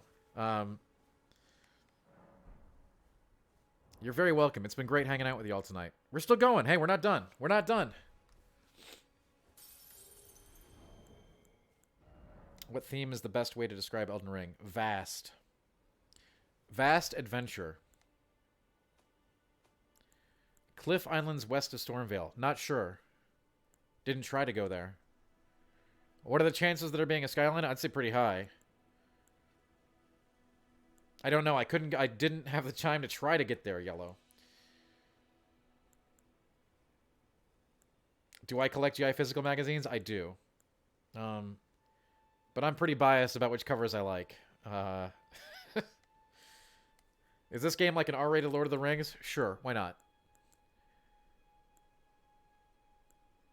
Is there going to have a difficult game? If you're asking about difficulty setting, no, but you will be able to tailor the nature of your experience because of the fact that it's an open world game. So if you can't kill Godric, which is pretty likely, honestly, he's quite challenging at first. You have a whole breadth and depth of world to explore and get more powerful before coming back to beat up on him. Tom, I would not consider Zone X to be one. So 3. Let's say 3.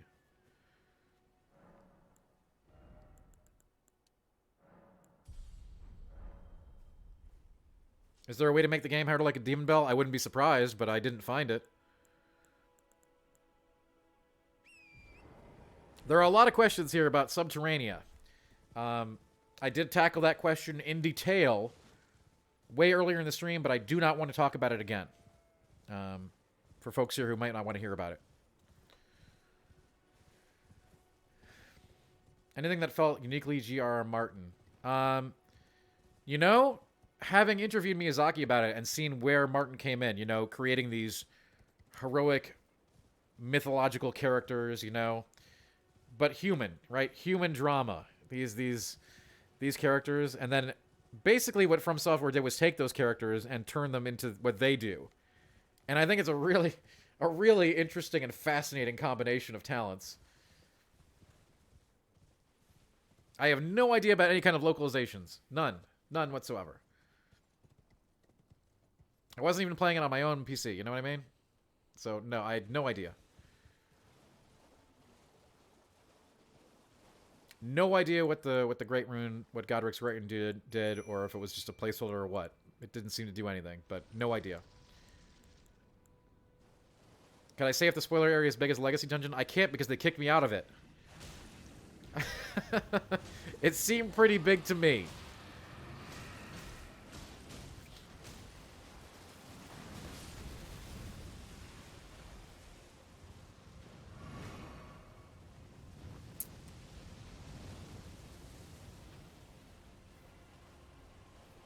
Yeah, I think there is different ambient music in the different areas. Anything I thought I wouldn't like what was wrong about? Again, I mean, I'm reiterating a bit here.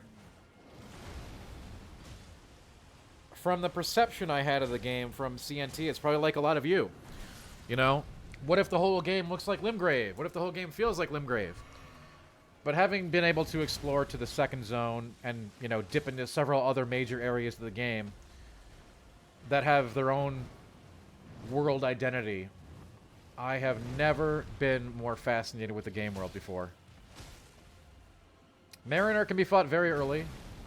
Mariner is, if we go to the network test, we go north, and we go right across a bridge into a graveyard next to an abandoned village.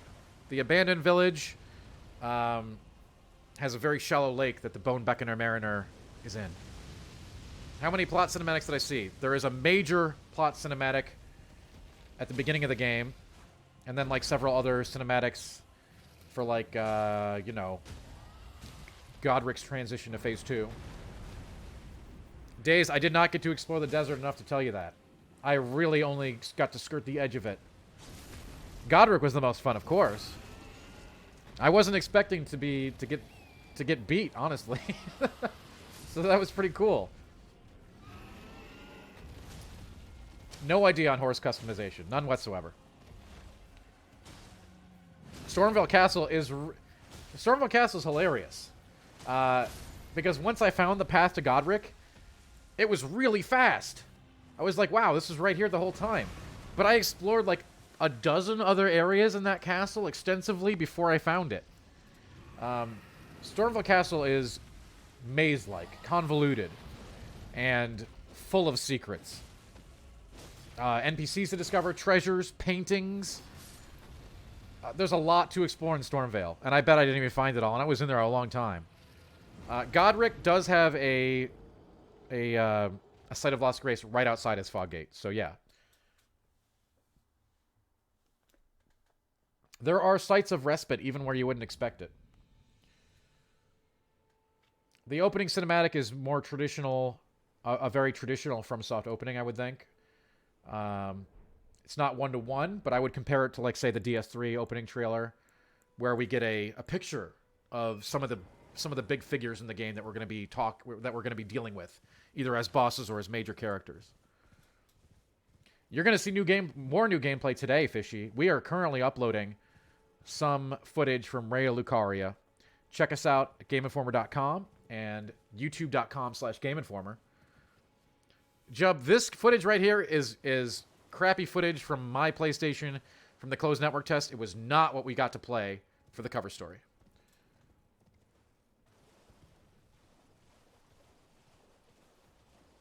Did I find out more about the Snow Witch? The Snow Witch, I did meet the Snow Witch. She gave me the ability to summon. The Grafted Sign was definitely beatable, but I didn't have a chance to go back to fight them. So I only really had that one shot, which is like the first time ever I got to see him. So I didn't beat him. I got a couple of hits on him, and then he killed me in one hit. So like other tutorial From Software bosses, I am sure they are beatable, but you're going to have to know the moveset.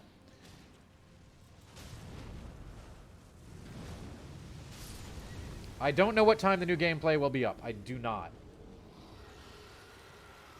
The intro cinematic is not one that has been seen. No, they have not shown it yet. The Grafted Scion looks very similar to the bulbous, spider-like creature that was in the key room in Stormville in the CNT. I have no idea how many talismans you can equip in the final game. When I killed Margit the Fell in the build that I played, he did drop a talisman slot. So I could equip 2 talismans then. I do not think it's unsafe to say that we'll be able to find more talisman slots from other bosses like Margit the Fell.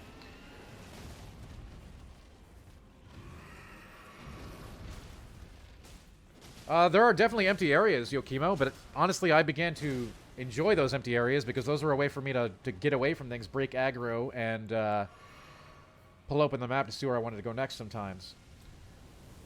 The Skeletal Militiamen, which were a drop from the Bone Beckoner Mariner, was definitely the most potent summon that I could use against Godric, simply because they could resurrect.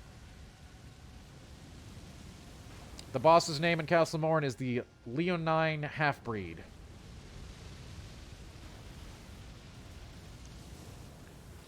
I do think that, Gurman, but I was playing on PC in the version I played, as opposed to playing on, what, PS something for the network test, so we're comparing apples, and I don't even know where things are going to land on that. The Grafted Sign was basically like a Asylum Demon tier. I mean, everybody has to beat Gundyr, right? You don't have to beat a Silent Demon with... It was basically like beating a Silent Demon with a broken sword. Or with your fist. I mean, the Snow Witch gave me the ability to summon spirits. Explicitly. I couldn't do it until I talked to her.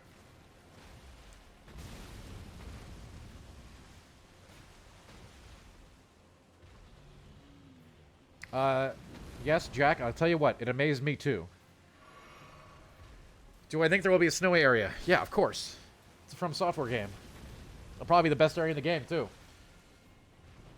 Where is the tutorial area in Limgrave? Don't know where it is on the map. It's off the map, I think. It was someplace called... Let me pull it up.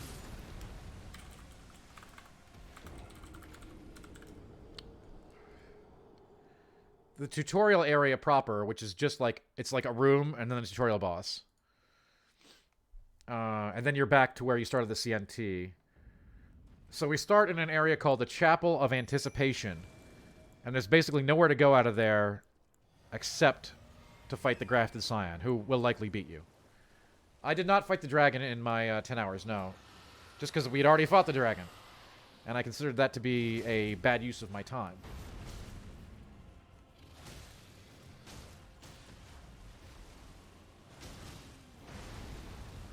The interview has been spliced into various features that are available now on GameInformer.com. Check it out. And there's a lot more in the cover story as well. Is Castlemore invisible on the map? No. It's to the south of Limgrave. It's still Limgrave. But it's on a section of Limgrave to the south of Limgrave called the Weeping Peninsula.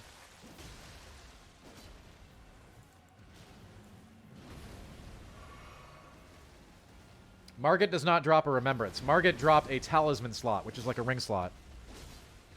Side bosses definitely drop meaningful stuff. That troll boss in the mine gave me my hammer that I used for the entirety of my playthrough. Now, granted, maybe it wasn't the best weapon, but it still gave me, like, you know, the ability to pound stuff. The Roundtable Hold is not accessible from the map at all. You cannot get there from the map. You must teleport there. Thank you. Don't sniff paint. D was humanoid. I don't know if he's human.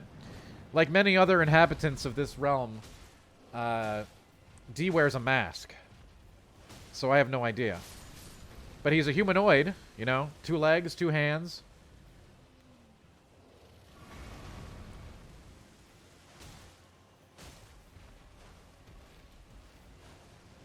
D is an undead hunter who will join your, who you can befriend. And he does show up at the Roundtable Hold after I killed the Bonebeckener Mariner and cleared that village out. He showed up at the Roundtable Hold and marked some spots on the map that I could meet the Beast Clergy. Whatever that means. Didn't get a chance to go there. I didn't see Melina in the Roundtable Hold, no. That doesn't mean she's not going to go there. But I didn't see her there. She is the one that brings you there.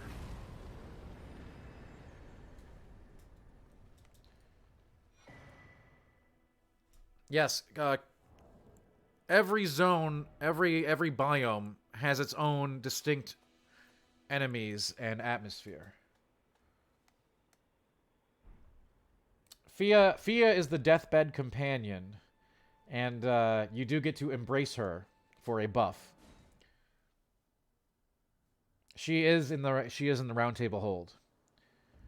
Castlemorn is not on an island; it is on a peninsula. The final encounter with the Leonin Halfbreed is on an island inside that castle, sort of off of it. We were supposed to stop the stream 10 minutes ago, but we're doing a little bit of extra mile here. In fact, we were supposed to stop the stream like well over an hour ago, but we're going hard, okay? I want to make sure I can get to anybody's questions that I can.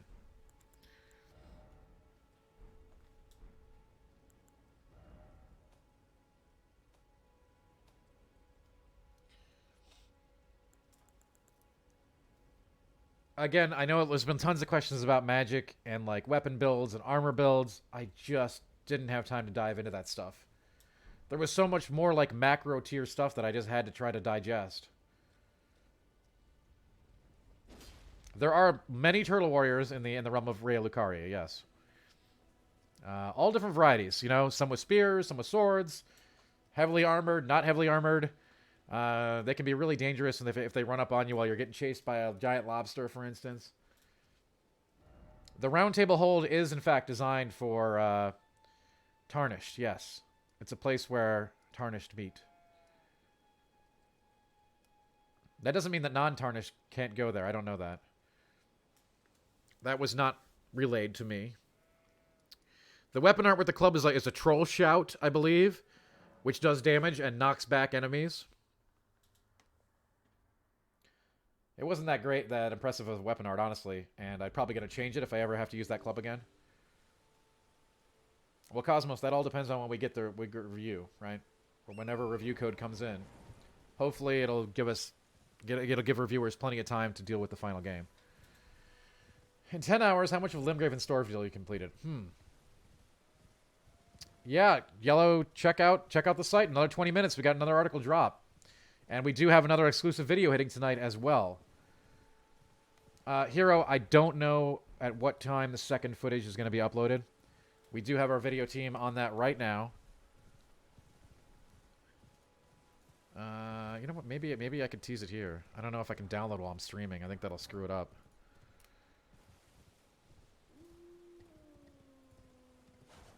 Well, since we're going to cancel the stream anyway, let me start this download and see if it explodes.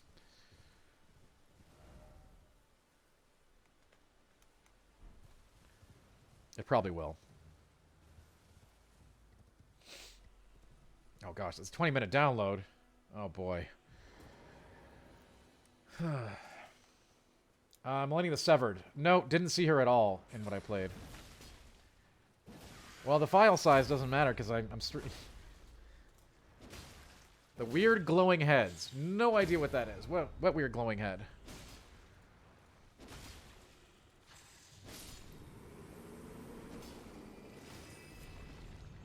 I did not... Okay. For the record, I did not see General Radon, and I did not see Millennia. Okay?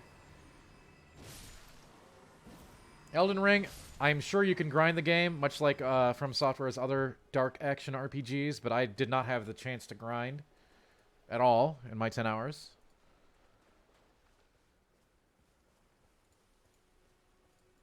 There was too much other things to do.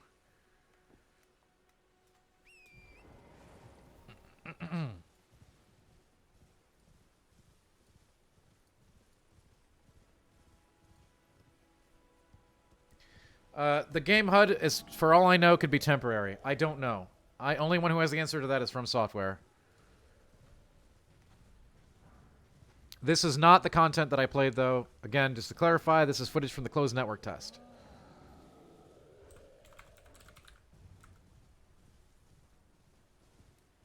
Cosmos, I will talk to the video team. That's not my forte, but I will talk to them about that. I have no idea what that even means, so, you know, I write things and I stream things, so I don't know what that means. But I will talk to them about that. Horse customization, I have no idea. Is the streak going to be posted on YouTube? I don't know what that means. This stream will be posted on YouTube. So if you missed a question or you want to hear questions some more, or you want to hear my beautiful voice, you will be able to find this as reference material on YouTube. Tomorrow, I'm told.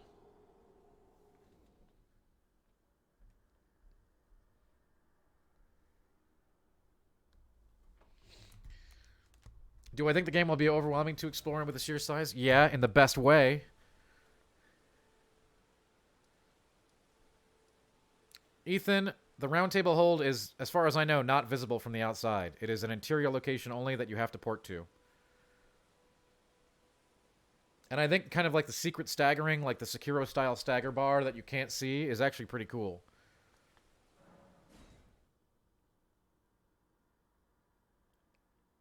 And I want to thank you all for being here today, by the way. I hope you've enjoyed the stream and checking out the channel. And, of course, for heading over to GameInformer.com and youtube.com/GameInformer. We're not done yet, though. I got a 14-minute download on this video. What do you think? Should we wait?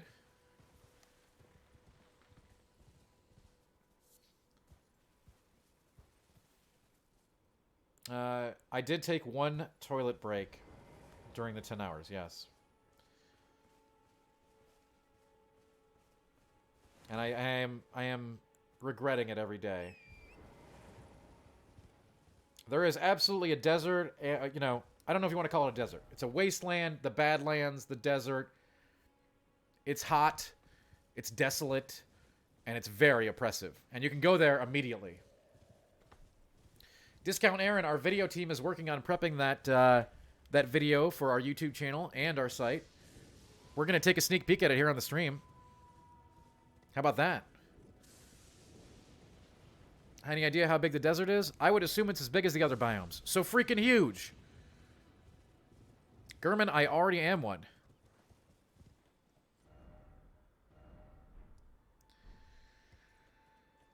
Yeah, I believe they do, Llama, but I can't say that definitively.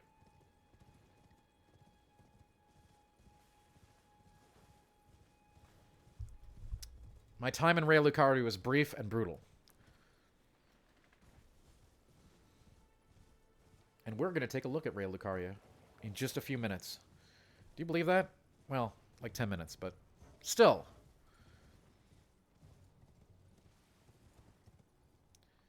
Is the cover story more or less spoiler than the stream? I think you'll get a good sense.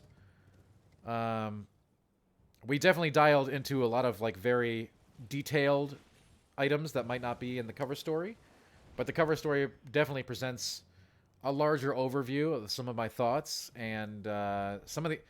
We haven't talked about everything in the cover story. There's lots in there. I highly recommend you check it out.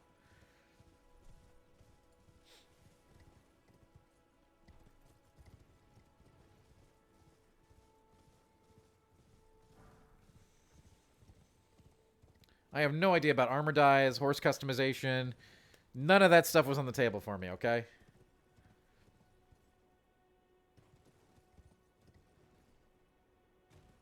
There is, you know, Jaywitz, that's a very curious question. The overwhelming sense of desolation. So we're talking about atmosphere. Every zone that I got to see had its own kind of vibe. And I know I already said that. And if you're watching the stream on YouTube, then obviously you're sick of me hearing this stuff. But I'm, you know, we're reacting to a live studio audience here. I think every zone has its own identity and vibe, and it's difficult to articulate how much that ebbs into the gameplay. Like I'm sure a lot of people in chat here know how important the atmosphere is in a Souls game. I know we're not going to sit around and talk about the difficulty and like how, you know, people hinge on that as like the only, as if it was the only thing that's part of a Souls game, and we all know that's not the case. But how it syncs up with the gameplay, I think each zone is going to have its really own interesting identity and feel. Yeah, Llama, I think it does. I think it does, but I can't promise that. Yeah, Godric. Godric gave me a hard time. Swimming is definitely not in. But then again, they surprised us in Sekiro and put swimming in later. It's not inconceivable that could happen, but I don't think it's going to happen.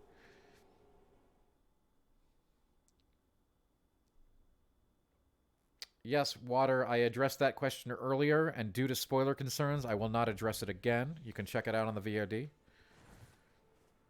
The cover story for this game is available at Game Informer right now. 18 big pages.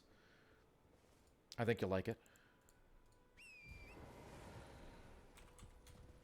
And we also have a ton of hot content for you at GameInformer.com right now. At that cover story hub that Holly just linked. And you can always check us out on the web with all those other socials where we will continue to be posting all of the hottest Elden Ring news and information. How do I feel about the spirits? The spirits that I got to play with were like wet tissue. I'm not concerned about them being overpowered in the slightest. Godric killed them all in one hit. Margit killed them all in one hit. They can very likely be upgraded into a form that will be more viable on bosses, but they were completely useless against bosses in the state that I had them in my 10 hours.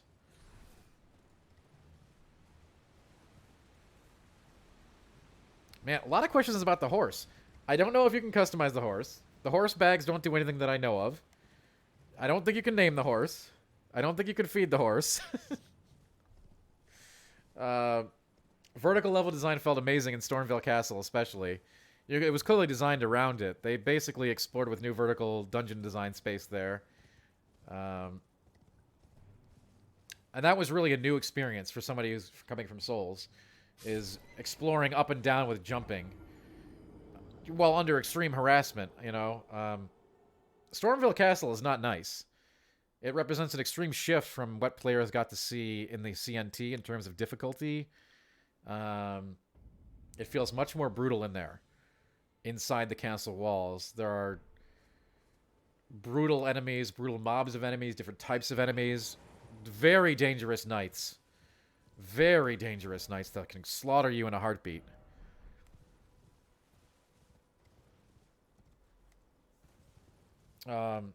Because of the length of time I had to play this demo, I did go with a playstyle that I am familiar with, which is like, you know, two-handed strength build. I would like to experiment more with the magic and the faith and these other things, but I think people would be very disappointed in my cover story if I spent it in a Limgrave shooting magic spells at deer, you know? I think that might not have gone over as well. I have no idea if regular enemies drop their armor pieces, weapons. I killed very few regular enemies. Basically, all of my souls came from bosses. And I was just running around and looking at things.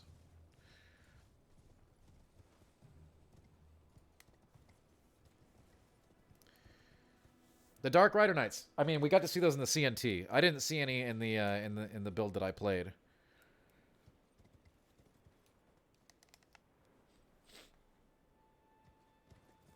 How do I think this game is for a new player? I think it will seem... It could seem overwhelming and challenging at first, but I think after you get into it, you'll probably never want to play another game again.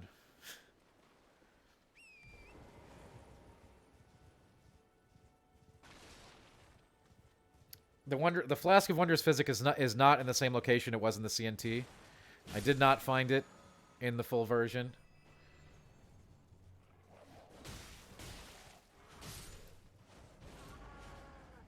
Yeah, I already answered that one. Godric. Godric was very annoying. Very dangerous, very deadly. With command of an enormous amount of moves.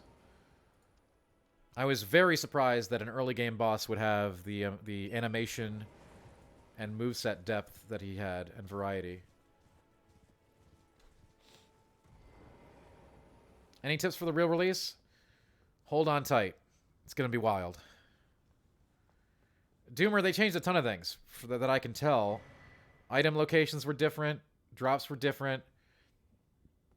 Oh yeah, we definitely got... The bear is definitely there. There's even a sleeping bear that you have to sneak by. The bear scared me into a very interesting location that I talked about earlier in the stream that I will not discuss again. There's an area with bears. There's more than one bear, and they are very dangerous. I played through a lot of Stormville. Stormville is a big castle, and I got lost in there. And it took me a while to find Godric. If you know how to get to Godric from the beginning, you can get there very quickly. If you don't know how to get to Godric, prepare to explore in a very dangerous environment. No fishing minigame. No, CapCat, I didn't have any issues with picking up things from inventory space. You only have to worry about your equip load, not what you're carrying. Much like DS3, for instance. I did try to find Godric very... You know, there's lots of stuff in Stormville Castle to find. Secrets behind every corner. Several NPCs to find. A magical painting to pick up. All kinds of treasure. But not all of the treasure was itemized when I played it, so... I was finding lots of fire longswords, as I stated. In chests everywhere, that I wonder what the actual loot's going to be in the game. I did not feel overwhelmed with the world, no. Stormville took a while, so 20 or so attempts on Godric. And probably like... Oh god, it's so hard to dial down. 2 hours? And that's with knowing the entryways, right? 2 hours. Let's say 2 hours. 2 hours of exploration, and then whatever 20 attempts on Godric was. They're pretty quick. There's a bonfire right outside. Castle Morn. We've got some great footage of that on YouTube. Check it out. I did encounter Rogier, the wizard. He is one of the 2 friendly NPCs that I encountered in Stormville. He is encountered in a cathedral in there that is actually a safe zone. I don't know how many biomes are in the final game. I can only speak to what I got to play. Lovage, I don't know. I don't know. Did I meet Alexander? Did I meet Potboy? I sure did. In fact, as I said this early in the stream, so I'll just mention it again, there are actually enemy pot warriors that do like whirlwind spins. There are baby enemy pot warriors, and there's big enemy pot warriors. I do not know how much of the map I actually got to see. I met so many friendly NPCs. I don't know, 15? 15? 20? There's a lot. There's a lot. And a lot of them ended up at Roundtable Hold. Not all of them. The video is almost done. We got 3 minutes. I'm looking at it. Relax. I want to get it downloaded too so I can show it to you so I can actually get out of here. You know what I'm saying? We will not watch the whole thing. You're going to have to come back to Game Informer to watch the full video. But we will take a peek. I know everybody's been waiting to check it out. There are definite... The entire suite of From Software Easter eggs is present in this game, yes. So, if you're looking for a magical glowing big sword, or a duplicitous trickster guy who wants to kill you, or, you know, something that calls down the sky, those might all be there. They are. Yeah, I beat Godric. He is the demigod that I got to play and defeat.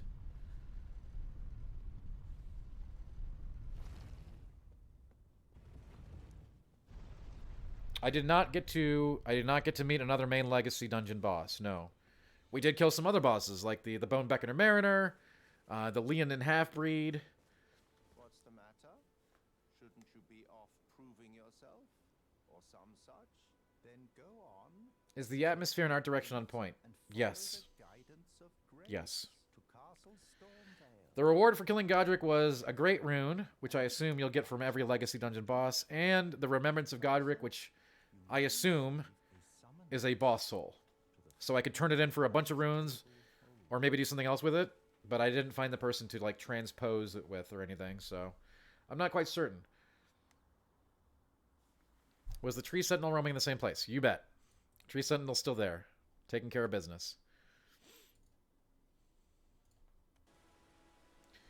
And we're going to swap to this cool new video here in just a second, and then I'm finally going to get off of this stream for real. I hope you've had a good time tonight. If you had a good time here, maybe consider following.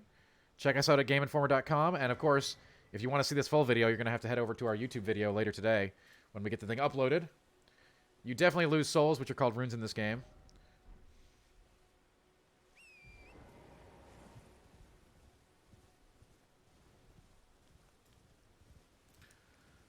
What class did I choose? I chose the hero.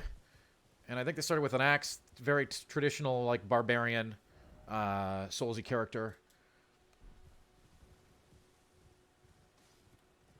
Yes, the Leonin Half-Breed was harder than the other mini-dungeon bosses, because I feel like there's a whole depth of scope and scale to the mini-dungeons. Like, some are really quick, and then I was really surprised to see one, like Castle Morn, that's a little bit bigger than the tiny ones. It's still not a big dungeon, but it's bigger than, like, the little caves and the catacombs. There was no time for Fashion Souls. 10 hours is nothing. 10 hours is nothing. It's a drop in the bucket in this game. And I do mean that. Alright, hang on. I'm going to move this file here.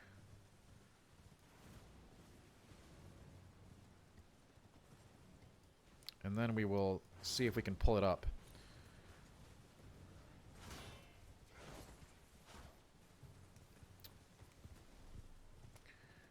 Of course, we are not going to watch the whole thing. We're going to watch just a taste of it. And you can check out the rest at Game Informer's YouTube channel later You will be able to watch this stream from the start tomorrow evening. 24 hours from when I quit. Okay? Approximately. Now, here's what you've been waiting for. Let's check out a brief look at the realm of Rhea Lucaria.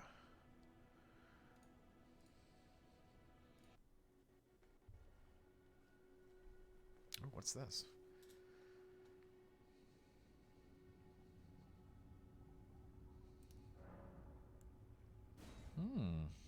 That seems interesting. Ooh, oh boy. What is this?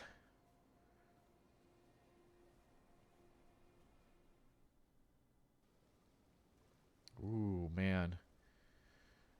Whew. I'm getting excited.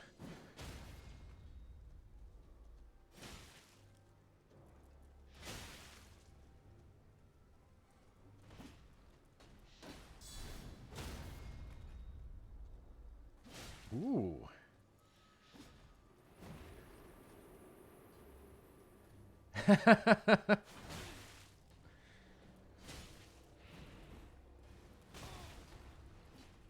Forg. All right. We're going to watch like another 10 seconds. And then we got to go. All right. You can check out the rest at Game Informer's YouTube channel tonight. Approximately another 3 minutes of that zone. You're going to like it. I guarantee it. I'd like to thank everybody for coming out today. It's been great. You know, hey, if you liked what you saw here, maybe toss us a follow or don't, you know. But I think you should. And don't forget to check us out at GameInformer.com and YouTube.com/GameInformer for all the best in everything. You know what I'm saying? Anyway, thank you so much for being here today, folks. The YouTube link is in chat. Holly Spicewolf has dropped all of the relevant links that you'll need right there. Come join us. Appreciate you. And we will see you on the next GI Live. Hope you enjoyed it, folks. It's been great having you here. Take it easy and have a wonderful evening.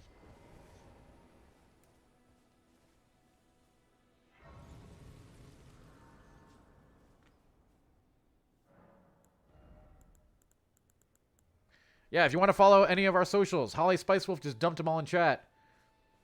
I'm going to put them there again right before I sign out. And, yeah, check out the rest of Rhea Lucaria later this evening. I'm going to check it out. All right. Peace out.